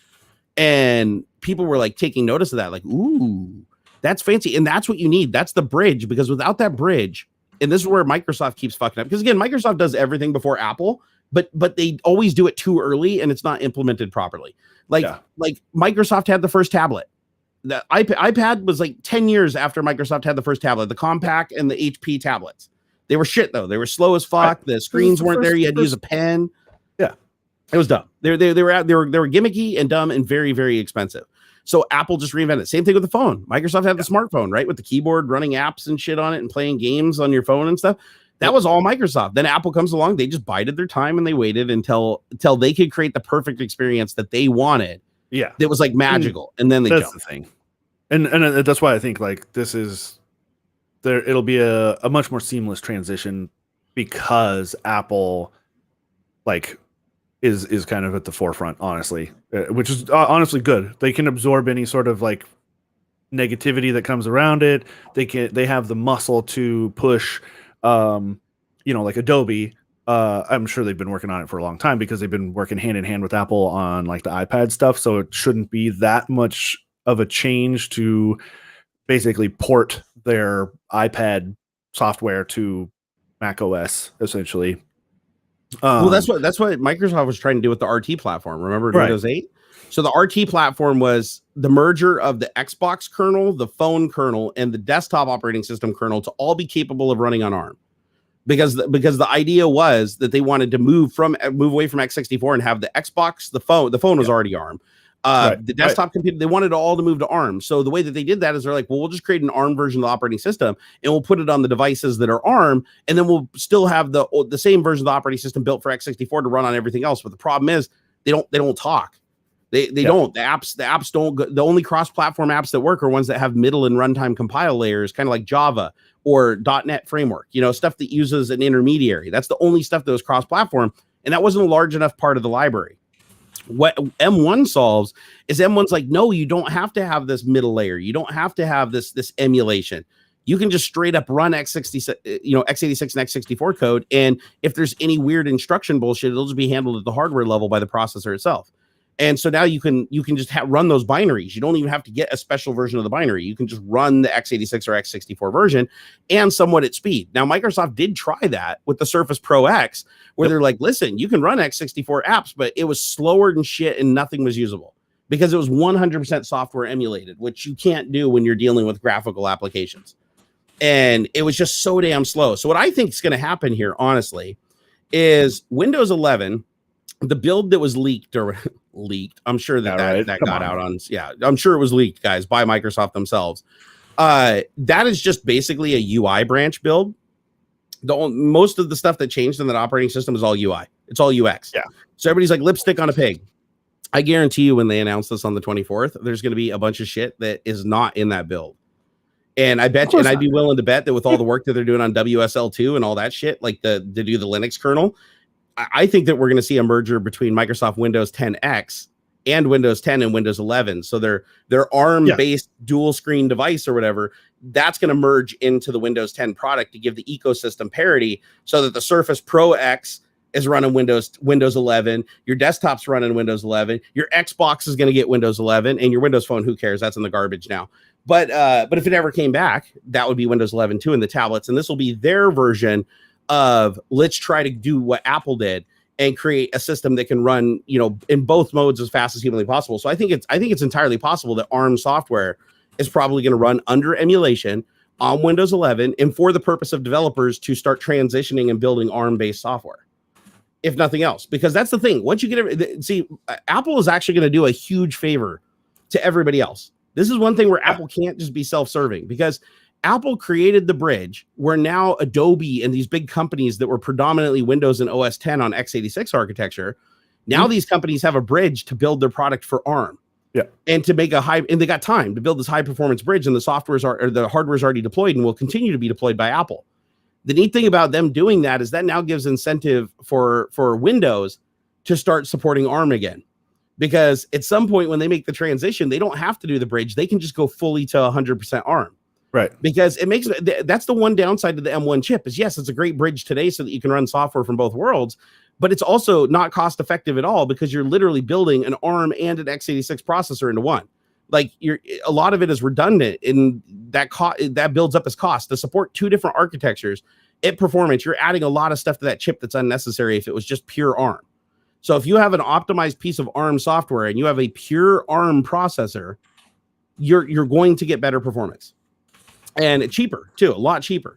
So I think what's going to happen is Microsoft is just going to let Apple, create the environment for which Adobe thrives, and then they're just going to benefit from all the code changes in the transition to ARM. Oh yeah, it'll be an ARM version will come out, and Adobe will drop a Windows ARM version, and the Windows 10X version that was ARM on the Surface Pro. Now it's got fucking native running Adobe. And then all of our desktop computers, we still already have an X64 version, so we're fine and we don't have to upgrade anytime soon. But it basically lays the foundation. So at some point they can just shut down X64 and just go 100% ARM across the board for everything. Yeah, I think it will eventually get to that point. Absolutely. That's the future. I think that's the future. Yeah. Like there's no reason to keep X64 around. X64 is so criminally limited compared to ARM. Yeah. And its capabilities, efficiency, and power management, like when you look at how it scales. And the only reason the X64 was interesting, honestly, in my opinion, was because it is for single-threaded performance, it will kick the shit out of an ARM processor. For single-threaded performance. Right. When was the last time you saw single-threaded shit? Like everything is multi-threaded nowadays. Everything. The operating system is, the games, the apps, everything's multi-threaded now. So it's like everything is scaling out because we've hit the peak. You're not going to go faster than 5 gigahertz without like special cooling and shit. Yeah, I do feel like there'll be almost a sort of hybrid because, well, at least for a minute, for that reason, because I don't think there's no 5 gigahertz ARM chip, and not everything can be parallelized, right? There are tasks that need to be serial, that have to be done one after the other, and you are going to need that high level of IPC basically to do that in a way that isn't going to piss off your users. So it's I feel like there's going to be there's like Anthony kind of mentioned, let's go back to one big core at 50 gigahertz, which that's impossible. It's way too hot. You'd melt to the core of the planet. But something like that, there'll be like a math co-processor. It'll be like a quad core thing that boosts to 5.2 or something, and that's it. Quacksilver, bring the coprocessor back. That's kind of what I see. It's unless somehow the ARM architecture is able to boost their like clock speeds, because I think what is I know that they're not going to be able to though, because they're going to be down at like 5 nanometer. And then you run up against crosstalk, like unless they come up with some new alloy or new fucking insulation that can be that small and block the crosstalk, they're not going to be able to run at the speeds that a 14 micron processor can. I mean, you have to sacrifice the speed at some point.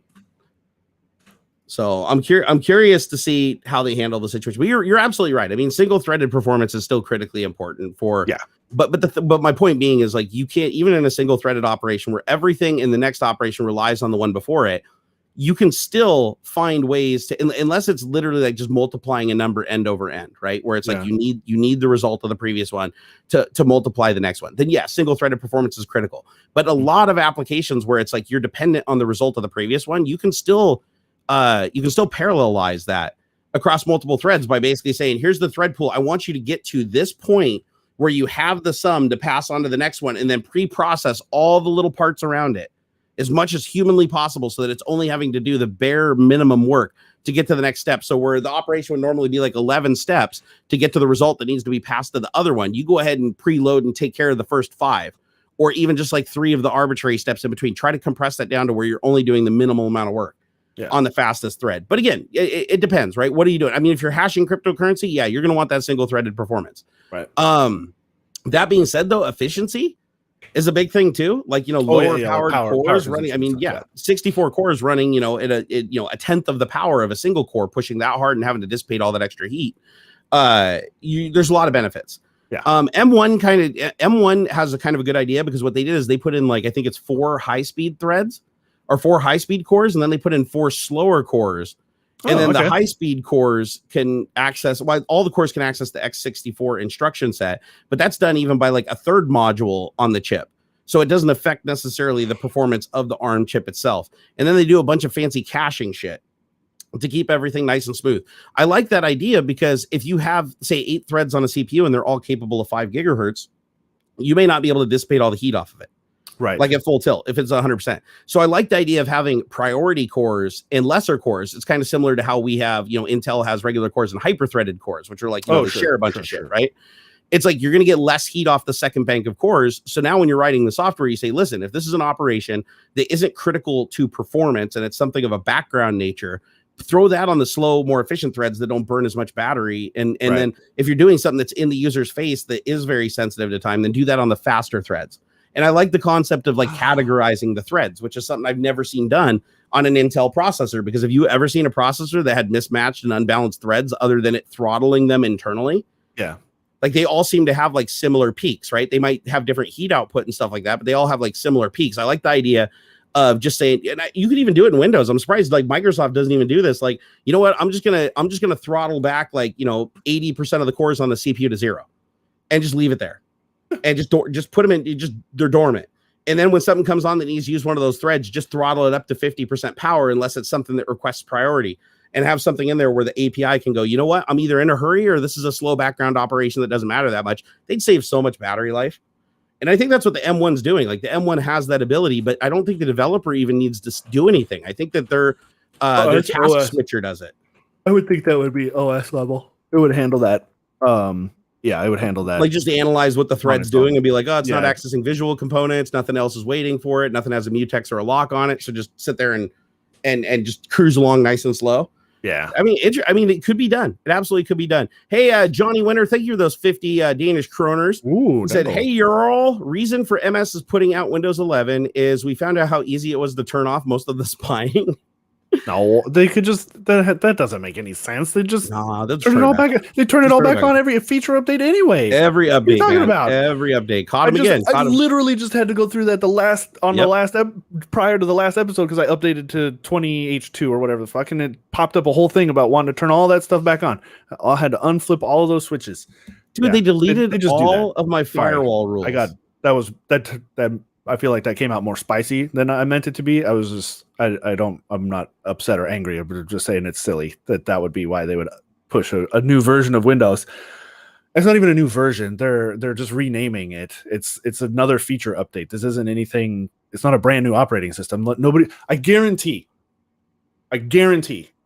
anybody who's on Windows 10 right now isn't even going to have to do anything to be on Windows 11. You'll get another update like you always do, and now you're on Windows 11.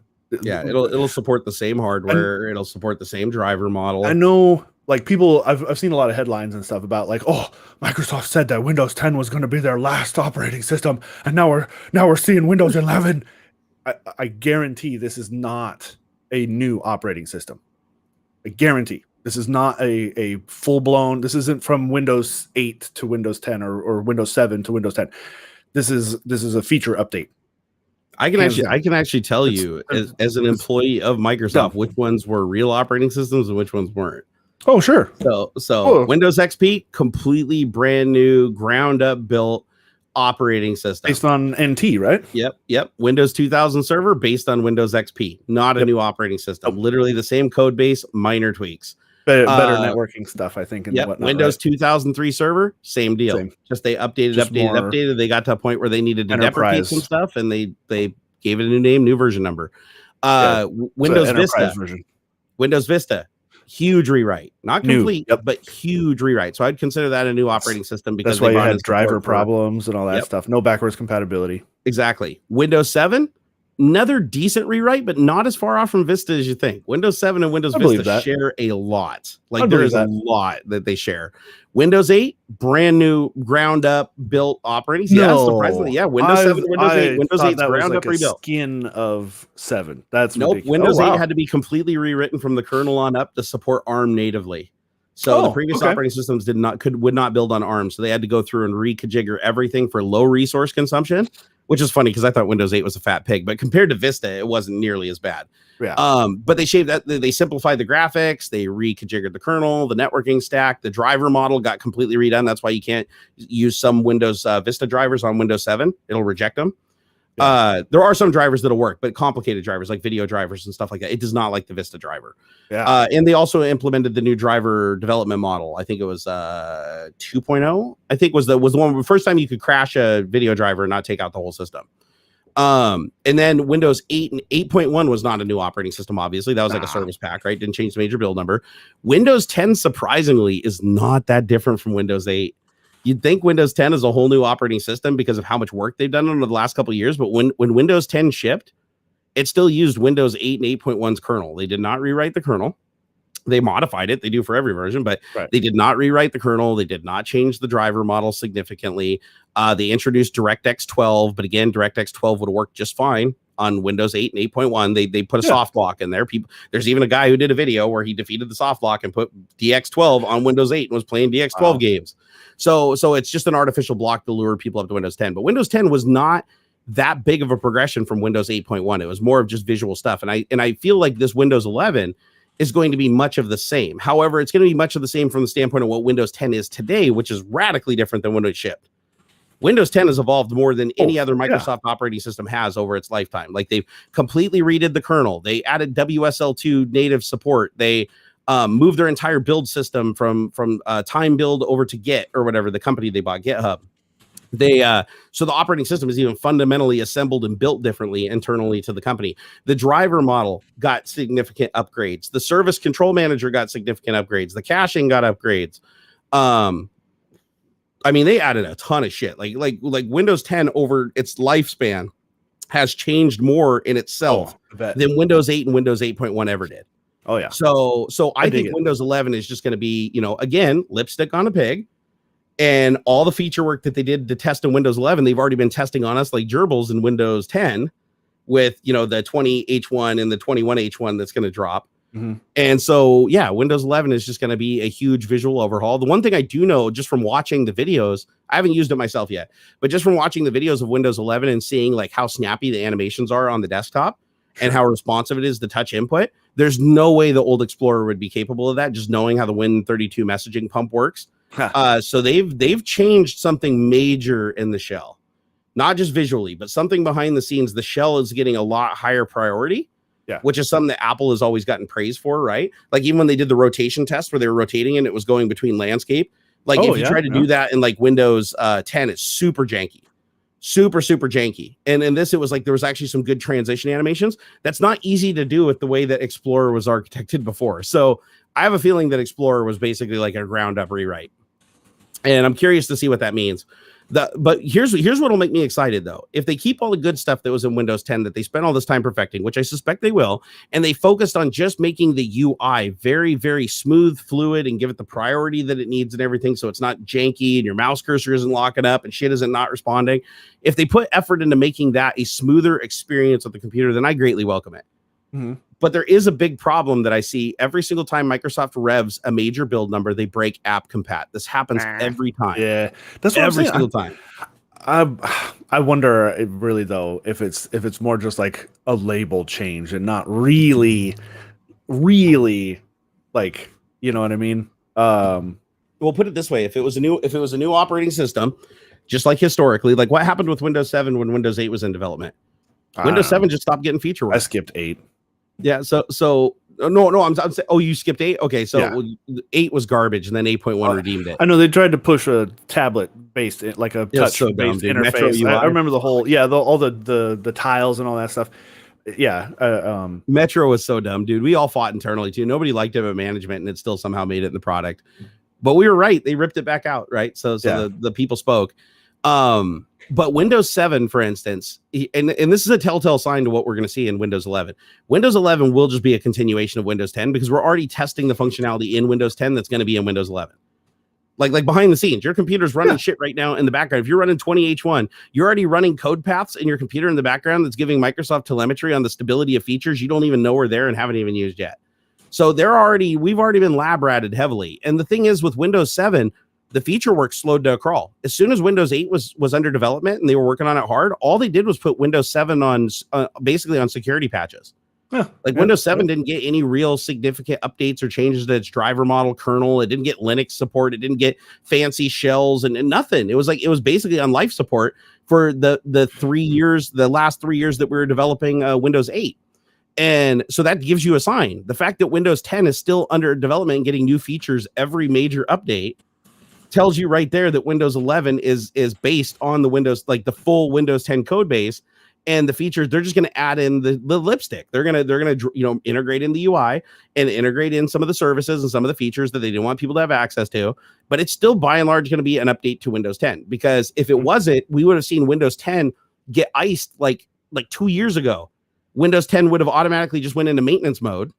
They wouldn't have wasted their time with any of this Linux stuff or any of that functionality. They would be putting it into Windows 11 to force you to buy Windows 11. They'd want you to buy a license for Windows 11 and install it to get all that new functionality. Windows 11 isn't going to have anything new other than visual stuff from your perspective. A lot of stuff behind the scenes, I think, is going to be heavily tweaked.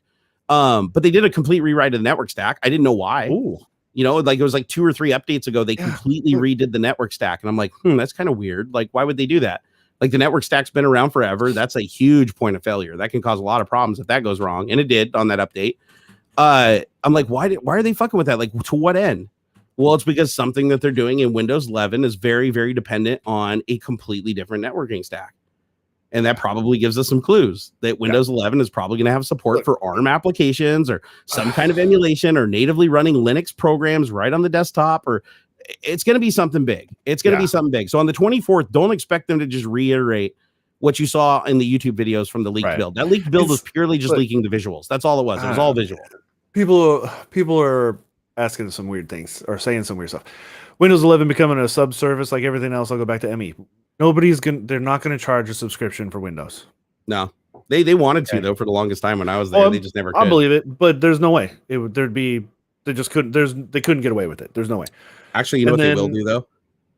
Sorry, not to interrupt, but this is like a really good thing to point to that. They are going to push Office 365 hard.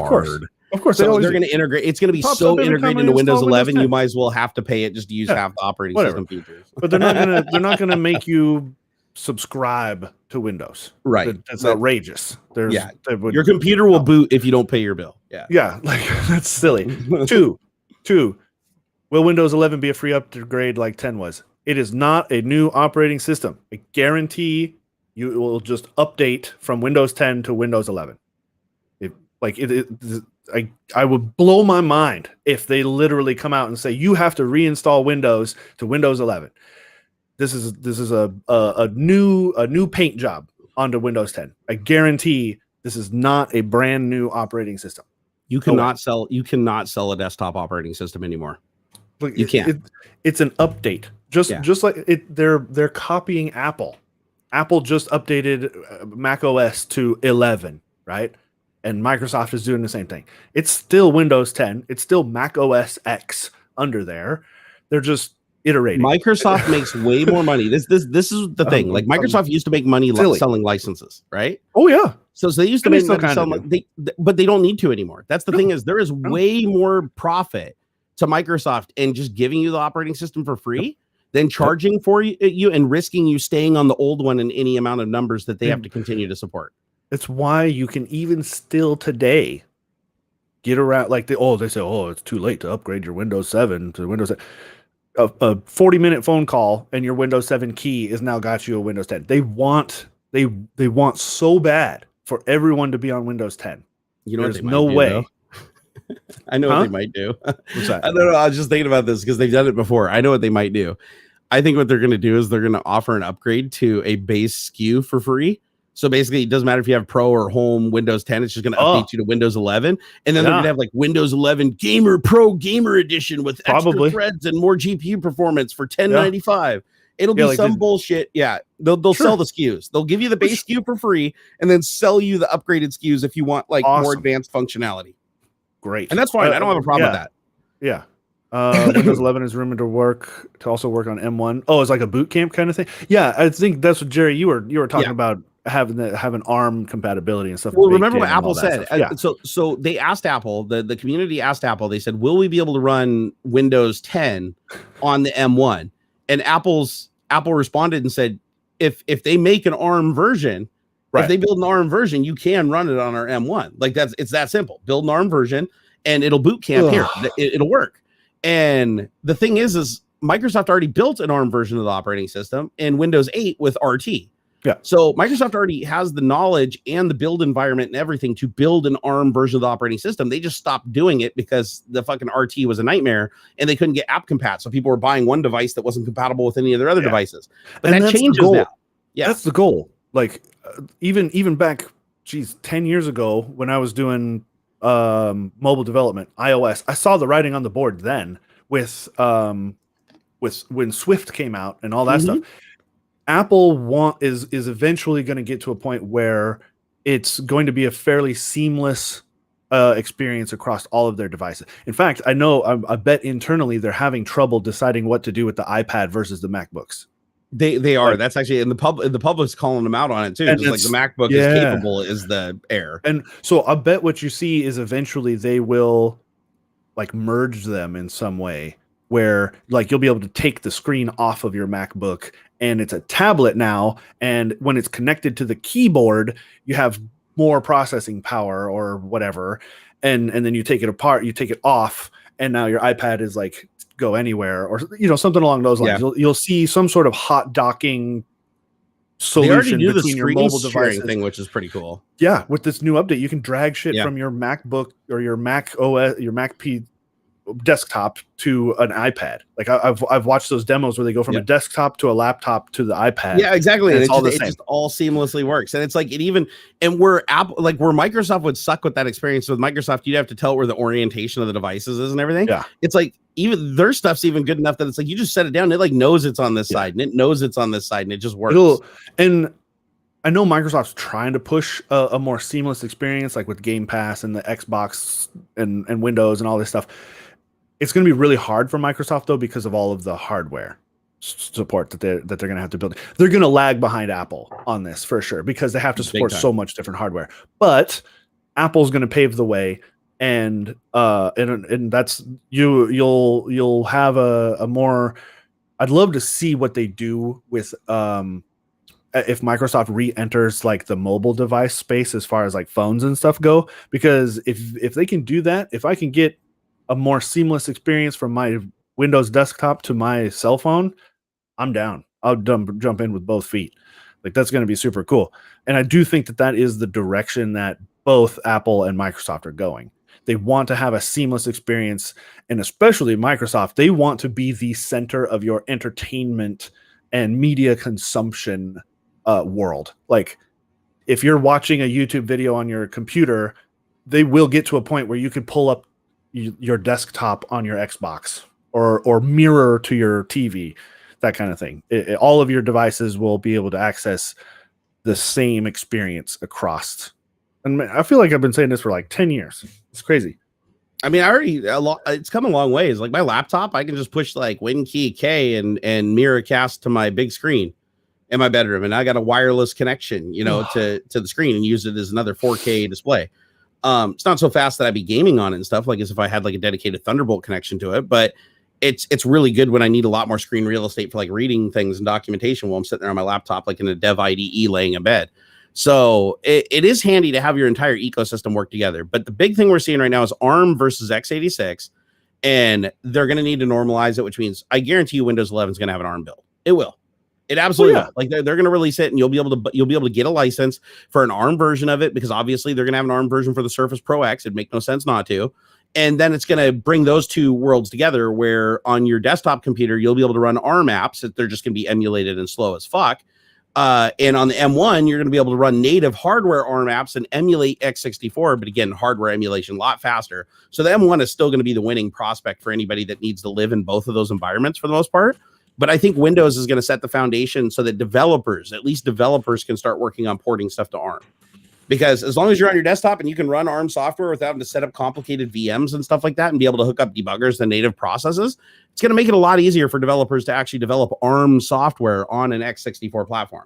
And then that ARM software would be able to run also on OS, Big Sur or whatever it is. Yeah. And be able to run over there with like a little bit of modification.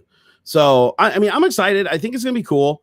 I do think that that there's probably going to be less teething pains with this than in previous releases, like say Windows 8, Windows 10 on launch. Yeah, because again, those were heavily changed operating systems. Whereas I think Windows 11 is going to be more lipstick on a pig and additional services. I think the kernel is going to be largely untouched from where it is today, and they've already sorted out and tested all the WSL2 stuff. They sorted out and tested the networking stuff. We've already been guinea pigs for this for a long time. Like Windows 11 is obviously, this isn't just like a whim that they're like, oh, we're going to make Windows 11. This has been in the works for a while. Yeah. And the thing I don't understand though, and I'm still perplexed by, is all my friends that work at Microsoft in the Windows division, either they're really good at lying to me or they really had no fucking clue that they were going to call what they were working on right now Windows 11. I would totally agree that internally this was a very this is the best kept secret Microsoft's ever had. I think the naming is a knee-jerk thing because of Apple making theirs OS 11, and they're like, oh crap, oh we're gonna do that too, yeah, because we don't want to sound like we're behind. I guarantee they've been crunching on this for a long time. It's a like I said, it's a because I talked to my friend who's an actual PM in the Windows division. So he's a program manager in the Windows division, and he's the guy that works on finding all the bugs in the operating system and coordinating the databases and all that stuff. He knows everything, and internally this was a code name. That's it. So yeah, everybody inside was blind. Like, and Microsoft doesn't do that. That's the weird thing about it, is like Microsoft doesn't do that. Microsoft, we all know like what it's going to be called when it ships. We know.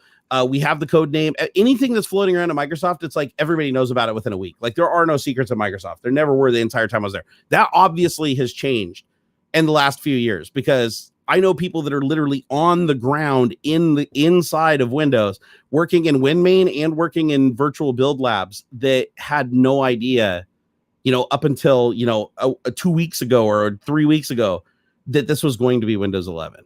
Yeah, and I find that really strange. And that's why I don't think app compatibility is going to be as bad as you might think, because internally, I bet you it's still Windows 10. But they're all testing it. They're all testing it. Still says it still identifies as Win 10. It'll be Win 10, A or something, or whatever. We've already been testing all the features. It's a global variable text label that's changed. Like, everything else is still basically the same under the hood.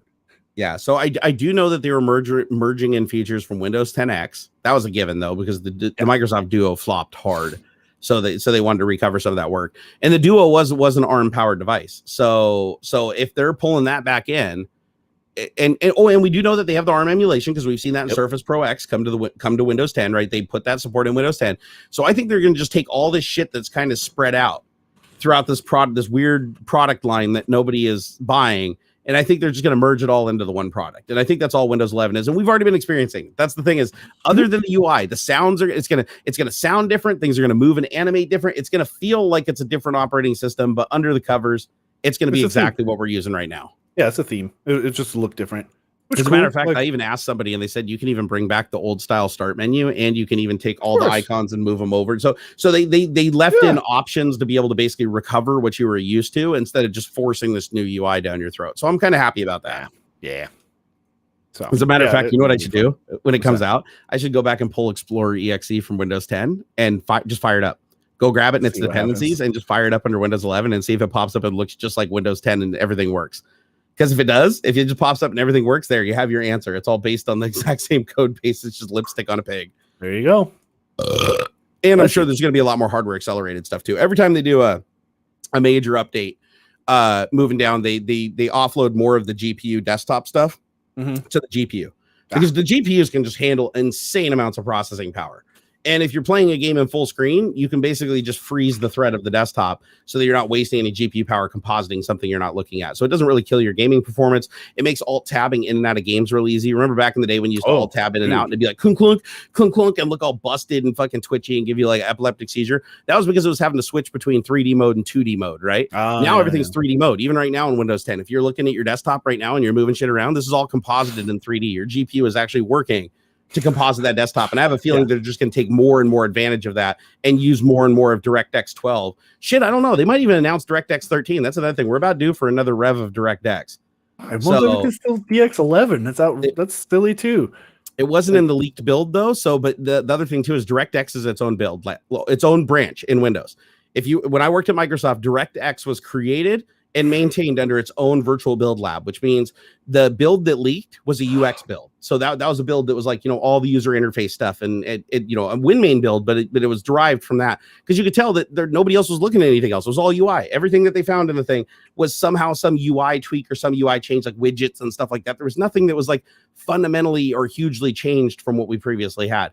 Nope. I bet you that what they announce on the 24th, they're going to be like, oh, and here's what's coming from the rest of the build labs. Yeah. And you're going to have functionality coming up through because the build labs, I don't remember them all off the top of my head, but there was like networking, user experience, which is the build that leaked. You're going to have a kernel. You're going to have driver, which is where all the inbox drivers get tested and come from.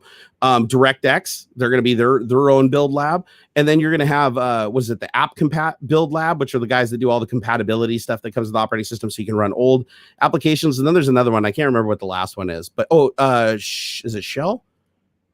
Yeah, Shell. So Shell, like all the command line stuff and registry and all of like the low level stuff in the operating system. But there's a whole bunch of different build labs. And then they even have sub build labs under each of them.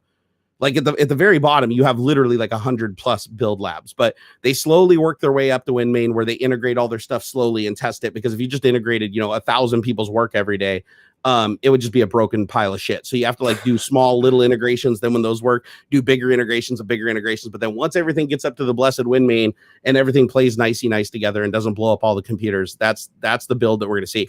The other thing is I don't know what the timeline is for this. Like they're just announcing on the 24th. This could be something that they don't plan to ship till like December or later this year. It's like this probably isn't going to be something where on the 24th they're like, oh, and we're going live. Go download the build here. That's highly unlikely. It's going to be in testing. Maybe if you're a Windows insider, you'll get a build in the coming months. But I don't think this is going to roll out to prime time for a very, very long time. I think that they're just pushing up the show the world what we're working on. Just because Apple's getting so much attention right now. Let's see. We got some super chatters. Miss Liz, thank you for that 10 Canadian dollars. We appreciate that support so much. I know she's a sweetheart, isn't she? Yeah. Richard Gagnon said full desktop environment able to run on a tablet. Then all you need is to dock it to have a full usable PC with Game Pass for gaming. And that's what they tried to do with the old like compact tablets where you basically docked them into this dock. They also had a keyboard that was detachable. And if you detach the keyboard, it would just use your keyboard and your mouse that was on your desktop and the monitor that was connected to the dock. There you go. Problem is back then there was no real fast GPUs and there wasn't enough power to drive them anyways. So nobody really gamed on them, right? I mean, the things like struggled to play like, fucking Doom, so there just wasn't any graphics horsepower, but that's changed now. You can have a laptop that has a desktop variant of a 3080 in it. In a freaking laptop form factor, which means you could probably do a tablet with something like, like a 1070 or a 1080 or, a more refined last generation processor to get that power requirement down, right? Plus, if you're running ARM, that's more power that you can feed to the GPU. That's another thing you got to consider is if you have a tablet that's running x86 or x64, not only do you have to dissipate more heat, but you consume more power, which brings down the battery life, and it's also less amps that are available to the GPU. Because the CPU is sucking up so many watts. If you go with an ARM platform, you can have the ARM literally throttled down to almost like next to no power consumption to take care of the ancillaries, and then just feed that entire power from the power pack into the GPU and let it use all the power and generate all the heat. And now you can eke out a lot more performance from that thing and combat heat soak. So ARM is the future. ARM is absolutely the future, not just for mobile, but also for desktop. We're going to see computers in the future that have 128 cores, 256 cores, because ARM just scales so well in that department. And it's it's funny that we're not there yet. Like, that's the thing is this is something that probably should have happened like 5 years ago or even like 10 years ago, but it never did. But it should have. It absolutely should have. Let's see here. Muttley DK, thank you for the 100 Danish kronars. He said, love from Denmark. Oh, thank you. Thank And you. Richard, again, think of it another $5, man. We really do appreciate that support, guys. He said, you know what this new OS needs? A Barnacules Nerdgasm thing complete with icon and sound pack. Okay, I get it, Richard. I get it. I get it. Maybe that'll be the return video to YouTube. Me making a freaking sound and icon pack. I'm gonna do it shitty though. I'm gonna do like an icon pack in like MS Paint. I wanted to just look like super amateur hour. Yeah. Totally. Hey, Troy, thank you for the $5 super chat. He said, Jerry, I did a fresh install of Windows, and afterwards it tells me my security is managed by an organization, but I'm the only user on the PC. How did you install? Did you install from an image on like a thumb drive, or did you restore an image that you got from somewhere on the internet? How did you do your reinstall? Because basically when it says that some security features are managed by your organization, that almost certainly means that something or someone altered group policy on that machine. Because if you go in and you change a group policy, it will then show that anywhere where that group policy is affected, it'll show like the little red asterisk to say this is managed by your department. It should not say that from a clean install though. That's a little bit bizarre. So I'd be a little bit worried, like just a tiny bit. I don't want to like, fear monger you or nothing, but yeah, it's a little bizarre that you did a clean install of the operating system, logged in, and it's saying that some of the features are managed by your organization as if you're a member of a domain or somebody fucked with a group policy. Did you install anything? Because if you installed a program, like any kind of program for disabling Microsoft telemetry, that'll do it. So if you ran anything, any scripts, any program or anything that disable Microsoft Windows telemetry, or possibly even if you disabled all the telemetry options during the out-of-box experience, that could also cause that to pop up, because all it's doing is checking to see if the group policy is anything but default. And if it's anything but default, it'll pop that up and say that. There you go. There you go. There's your answer. It's totally sus, though. That is very strange. Let's hear. Kyrie Geo said Win 10 can do that if you turn certain things off and use a local account. Yeah, okay, that makes sense. That actually makes sense, because if you use a local account and you disable some of the telemetry settings, that is going to change group policies. They really should reword that though, because that's very confusing. Like, oh, sorry, you can't change this because it's managed by your organization. It's like, no, I just selected this during the out-of-box experience. Like, I am the organization. That's bizarre. The only program I used was Shut Up 10, and yeah, I disabled stuff during install. Okay, there you go. That answers your question. Yeah, if you use Shut Up 10, you're going to see that in more than just the Windows Update place. You'll see it in a couple places throughout the operating system. And the reason that it's doing that is because Shut Up 10 will go through and disable, I believe, automatic updates. So you have to do it yourself. And disabling automatic updates will cause that to show up where it's like, oh, you altered the default state of doing updates. Yeah. And also Shut Up 10 and other scripts like that usually use group policy to implement the settings, because that is the proper way to do it. So, and because it uses group policy, they consider that something the organization changed, because the whole reason for group policy existing is for a group to have a consistent policy shared between them. And that's usually pushed down through a domain controller, but not always. It can be pushed down locally on the box. It can be pushed down through, just connecting to everything that's on a work group. There's a bunch of different ways you could do it. So I think they just settled on, the text. Oh, this is managed by somebody else. Don't worry about it. You're fine though. Don't worry about it. This feature is managed by your mom. Almost certainly. Yeah. Just a local group policy change. Johnny Winter, thank you. The 50 Danish Crotars. Crotars. Said, regarding the TPM requirement for using the leaked version of Windows 11, what is TPM? It's Trusted Platform Module.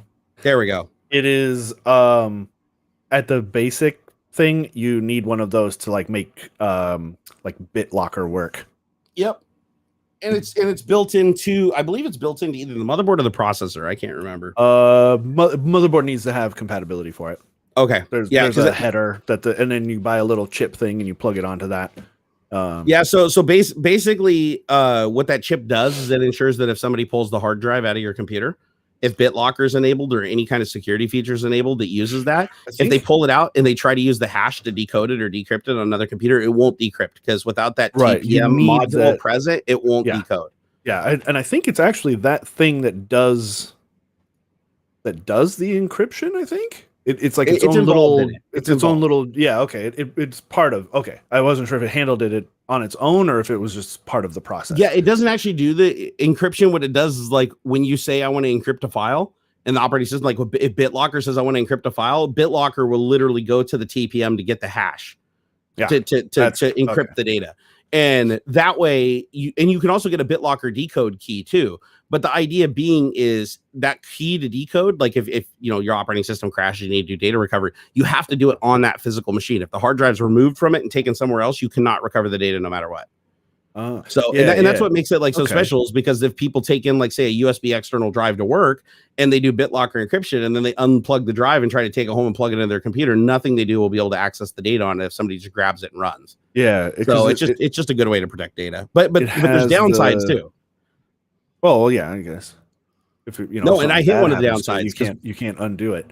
Yeah, because we had to use BitLocker. At Microsoft, it was a requirement. We had to have BitLocker on all of our dev boxes that had a Source Depot enlistment. So basically, if we had Microsoft source code anywhere on our computer, we had to use BitLocker. And that was a policy that was enforced over the domain, which means you didn't get a choice. When you installed Windows and joined the domain, it would enable BitLocker and you had no say in it. And so the problem that I had with it was it was my motherboard. No, it was my motherboard. My motherboard died in my dev box, and they ordered me the exact same dev box, and I moved my hard drive over and I booted the computer and it would not boot. And then I went in with a CD, I went in with a recovery disk, looked at the file system, dropped out the command line. It wouldn't even show the volume at all. Like I could not access the data. I even ran Recover on it and I couldn't get back anything from Recover. It didn't detect anything on it. So it's just basically one giant gibberish, block of encrypted stuff. And the problem is the TPM only, I don't know how the TPM works exactly, but it's a code that's special to each TPM chip. It's like a serial number. Yeah. And you can't replicate it. Oh. So you can't just I can't just go in and copy it and then go, okay, I'll just type that in and it'll decode it. No, it has to ask the module on the motherboard, and that module is also matched to many other components. So you can't just desolder the TPM and put another TPM on the motherboard and go, oh, it's going to work. Right. So it's like high risk of losing your data if you have a hardware failure. If you have a power spike or something, I mean, that's the thing I don't like about it. I would rather use an encryption like TrueCrypt or VeriCrypt, I think is the new version of it.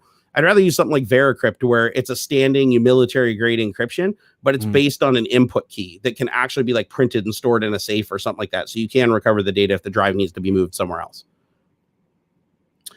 Let's see here. Nick said you decrypt a BitLocker drive on another system with the unlock code. A window appears at boot to enter it in. Oh, so you can get an unlock code that's like a one-time unlock code that's based on the TPM. So if it's on a system without the TPM, you can use the unlock code. Oh, okay. So that way your system boots if it has the TPM, because the TPM is effectively putting in the unlock code each time you're booting. But if you take it out somewhere else, you can still print that unlock code. Is that correct?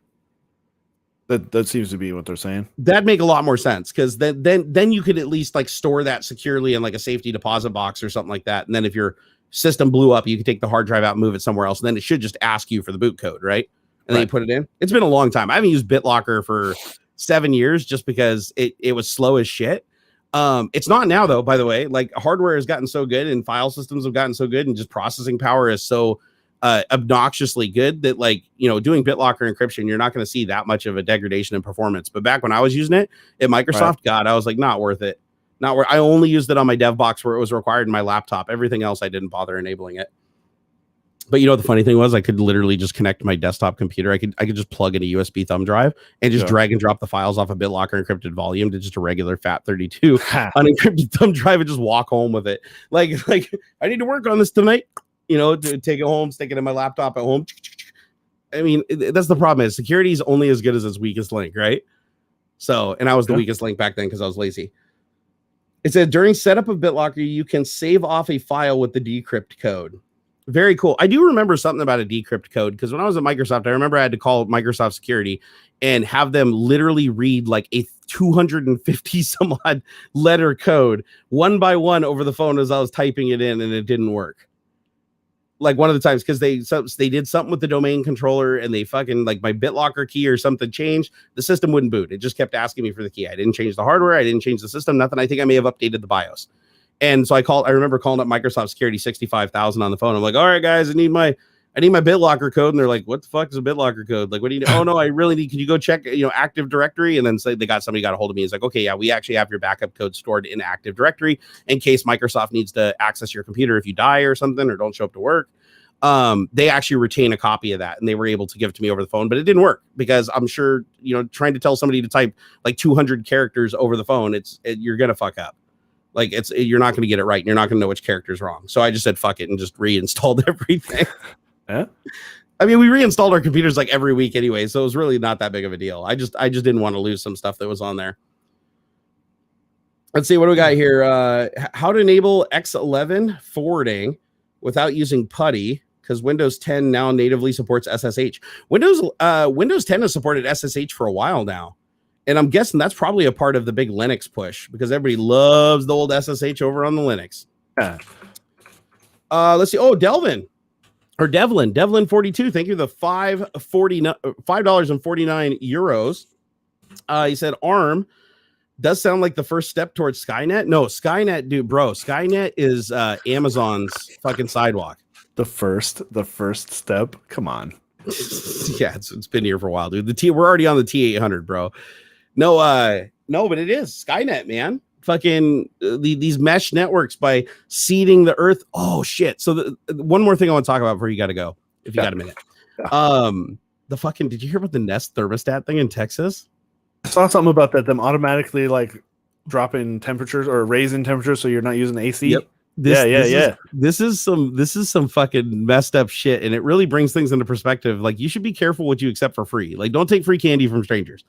So what happened was, and I remember this because I put two and two together when I read the story. A couple of weeks ago, people were posting on Twitter and they're like, dude, you can get a Nest thermostat for $20. They're normally like $150 or something like that. Yeah. You can get a Nest thermostat for $20 from your local power company or whatever. And I went and looked, and sure shit, you can. Yeah. You can get it for $20. And I'm like, okay, how does this work? This thing is like $150 device. They're just gonna give it to you for $20. And they're like, and all you have to do is like sign some paperwork basically saying that you allow them to access the data on the device so that they can better figure out their service and how much power people are using. And you're like, okay, no big deal. They can already read the meter outside. So sure, I'll give them access to my thing for fucking a $20 Nest. I didn't do it. Other people did.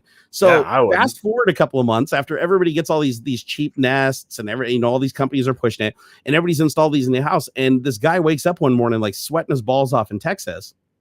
And it was because, his house or his thermostat just got turned up from like 60 degrees to 70 degrees. I think it was like in the middle of the night or something like that. It cranked it up because it was going to be cold during the day or something like that. And they didn't want to stress the power grid but they basically did a rolling heat up where they basically heated up everybody's houses in the morning, like group after group after group without their permission up to a higher level than comfortable so that they could ride out the day without the heat turning on intermittently and putting extra strain on the grid. Okay. And it was like, it was weird. And he said he went and looked and he's like, he has nothing scheduled in it. And so he inquired about it, and sure enough, the power company's like, yeah, we're going around and changing people's thermostats to optimize the temperature so that we use less power overall to like heat and cool houses. And I was like, that is sly as fuck, because you're like, you get everybody to get this device because it's only like $20 and they think it's a great deal. But what they don't realize, because they don't read the fucking 50,000 page EULA when they sign up for it, is they're allowing the power company not just to pull data from your device, but to also change the setting whenever they want. So if you turn it up and you're like, man, it's hot in here, I want to turn it down, what's stopping them from saying, oh, rolling blackout, and they hit your thermostat and disable your AC functionality? That is fucked up. So this is the shit you give up for convenience, right? So this is one thing that happened, right? The other thing happened now is Amazon Sidewalk. Amazon does all but give away Echoes at the end. Like, you can get an Echo Dot for free, like during Black Friday. You can get an Amazon Echo for like $20. You can get the Echo Studio for like $30. They're selling them at a loss, right? And you're like, why are they? Like, I understand, because they think people are going to use them to buy shit on Amazon. And that's going to get more Amazon sales. So there you go. Bing, bang, boom. Little did we know that this entire time over the last like 3 years, they've been putting 900 megahertz transmitting hardware in these fucking things so that one day they could just flip on a feature called Sidewalk that there's nothing talking about on the box. When you buy an Amazon Echo, it doesn't say, oh, this Echo is equipped with 900 megahertz transceiver for future functionality. Like, none of that shit. It doesn't tell you. It's just phantom functionality, just like the Nest thermostat having a microphone on it. Like, why does your thermostat have a fucking microphone in it? So I can tell it to turn it up. I guess so. But you do that through Alexa, right? Like, she hits the microphone. I mean, I do it through So anyways, the point being is all these devices that we have that are supposed to be like super simple, that have networking functionality. Now this Amazon Sidewalk thing, it's like all your Amazon devices that you bought after a certain date have the Sidewalk feature that just got enabled by default. And now so you got to turn that shit off, dude. I already went in. I was like, everything. Oh, Because they're like sharing your internet connection. They're sharing your internet connection with other Amazon devices. So like if your neighbor's internet goes down, their Amazon devices will just go through your internet connection using their device in your house as an access point. Yep. So and it can be used for like locating stolen, like they're like, oh, if a neighbor walks by your house with like with a piece of stolen property with a tile on it or something, it'll report its location through this 900 megahertz network that goes really far. And I'm like, but do you really want your house to report the location of stolen property if you're the last person that reported as they were walking in front of your house? You want the cops coming and tearing your house apart because the stolen property was last seen here, sir. We need to search your residence, and it's all because your fucking device, without your permission, just happened to pick up somebody walking by with it, and the position never got reported again because he ran into the woods, or ditched it. So it's not a good idea. It's a terrible fucking idea, and it should not be enabled by default. It's a similar thing to the Apple AirTags, which I don't know if you were spreading it around or something, but somebody was like, "Hey, content creators, blah blah blah, like be careful with your mailing stuff, like when you're picking shit up from your PO box." Because they can put an Apple AirTag in there and then find my AirTag, and it'll actually use other iOS devices that are nearby to help locate that tag. And they'll find where your house is and shit and track you down. Yeah, there's a million YouTube videos on, like, there's one where a guy like takes one and chucks it under the seat of his friend's McLaren car, and he tracks them for an entire day. Every single restaurant he goes to the club, everything. It like takes a day or something before you can like track it beyond your own devices, or I think there's some little hitch to it where it's like it's not immediate. You can't like, oh, say I left my AirTag at your house. You just report it as stolen. As soon as you report it as stolen, it immediately starts broadcasting. Okay. Yeah. If it's not reported as stolen, it won't report through other people's devices, only your devices. But then if you report the tag as stolen, it broadcasts its location for, I think it's up to 3 days. And it's wicked accurate. I saw a guy, it wasn't through, the mesh thing like that, but he was on his own phone. It's wicked accurate. Like it'll point an arrow like, oh no, it's over there to your left. And like he found his keys like in the grass or whatever. And it's like you're 100 feet away, 5 feet, 6 feet, and it's like beep, beep, beep, beep right there. Yeah, you can triangulate it. You can use the phone like a fucking like divining rod to like find your thing. It's got an arrow on the screen. Like it'll say, oh, it's over there. Now here's the difference though. Here's a fundamental difference between Apple though and Amazon. Is Apple is using their existing phones in Bluetooth, right? They're using Bluetooth and range of Bluetooth, just like Find My Earbuds, right? Right. So it's limited to only being tracked by Apple devices. The problem with the Amazon network is that they're actually creating a proprietary 900 megahertz long range network, not Bluetooth, long range. That's funny. And everybody's Ring doorbells, smart lights, smart cameras, Amazon Alexas, all these things are becoming these 900 megahertz long range networks that can reach out and touch this stuff. So they can actually cover even a lot more ground than the Apple one, theoretically, if you're in an urban area. And Apple's pretty skeezy about selling your shit to the fuzz and stuff too, or like allowing the cops to look at your Ring videos. Oh, you mean Amazon? You said Apple. Stuff. No, Apple. Oh, my bad. Yeah, Apple's really good about security compared to Amazon. I meant Amazon. Amazon will allow the cops to access your Ring video without even telling you. Yeah, that was a really big deal because you can actually opt out. You can go to the Ring and select the settings. It says I don't want my neighbors to be able to look at my camera, because that's like another thing that's on by default is like letting your neighbors use your camera. Like, oh, somebody robbed my house. My neighbor has a Ring. I can go look at their footage. You can disable that, but even if you disable that, law enforcement subpoena supersedes that, and they'll still give them full access to your camera. Well, so you're basically just installing surveillance equipment on your house. The nice thing is, though, is I bought a Ring 3 years ago before Amazon acquired them that does not contain the 900 megahertz transmitter. So when I install that old bastard, I'm not going to be a part of the Sidewalk network. And they can also re-enable the Sidewalk update on firmware updates, which so just like Windows does it. So like you'll disable it in your account settings and you'll forget about it. And 6 months later, you'll go in and it'll be enabled that whole time and you won't even know it. So Skynet is online, and people are like, can it be hacked? Yeah, of course, everything can be hacked. The AirTags were already hacked. Somebody already figured out how to send. Now it's not a very large. I think it's like 8 bytes or something. They can't send a ton of data, but they hacked the AirTags network to use the AirTag to transmit data through other local iOS devices using their internet, and they could send, like, I think it was like 8 digits at a time or something like that. So you could encode something into base 10 and send it very, very slowly, a packet at a time through the network to another hacked AirTag somewhere else on the planet, using everybody's internet connections and iOS devices and everything like that being completely covert. So if they could do that with the fucking Apple shit like this quick, just wait, man. People are going to be hacking tiles and stuff and using them as like permanent trackers. I mean, I don't think it's good. I don't think it's good. Yeah, you could open up the device and just trash the 900 megahertz antenna, because without the antenna, its range is going to be nothing. So, but I just think it's scary, man. I think that this is that, like, I think the convenience is good, and we already have internet connection stuff. But I think that these companies, the tactic of here, we're just going to give you a bunch of cheap and free shit that makes your life easier. But then they wait for it to be seeded to like where everybody has one, right? Like I walk outside and I walk down, like all but one of my neighbors has a Ring doorbell. So now every single one of those Ring doorbells, if they don't know about the sidewalk feature, which Amazon didn't go out of their way to tell you it's enabled by default, if they don't go into their settings, deep into their settings, like 4 menus deep, and disable Amazon Sidewalk, every single one of those Ring doorbells on everybody's house is sitting there just listening and reporting every single tile tag that walks by it, every single Amazon approved device. If you have a CarPlay system or whatever in your car that supports, fucking Amazon tracking or whatever, every car that drives by, send a little packet through your internet connection saying this is where I am and locating you. It's like it is Skynet. Like it's literally like this huge observable like dragnet exists, and it's in private hands, which is crazy. So anyways, just be safe, guys. Turn off Amazon Sidewalk. It doesn't do you any fucking good. It really doesn't. That's right. And even though it doesn't use a ton of bandwidth, they said it's capped at 500 megabytes a month.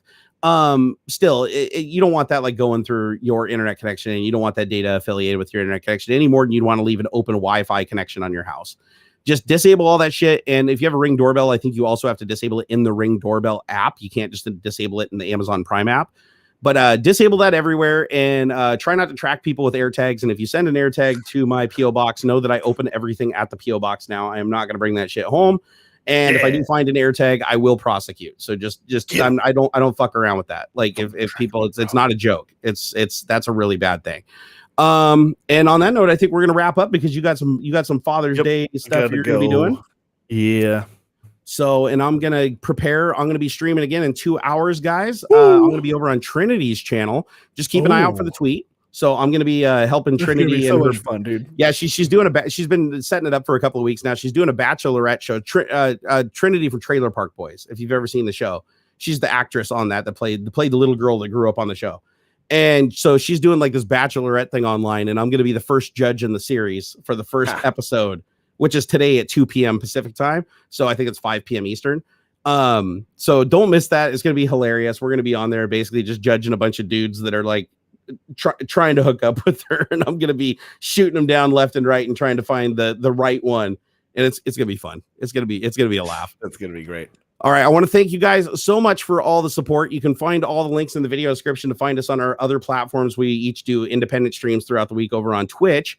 And we're all most active on the Twitter. David couldn't join us today, but he'll be back next week. His son came back from camp, so I understand why he'd want to, maybe like, he's never been away from his son for like this period of time. So it's like, I'm sure he's just like happy as dad at a clam at high tide. So let him love on that, and we'll get him back in here next week for a little while. And we'll see you next Saturday, same bad time, same bad place, 10 a.m. Pacific time here on Barnacules Nerdgasm. Thank you again.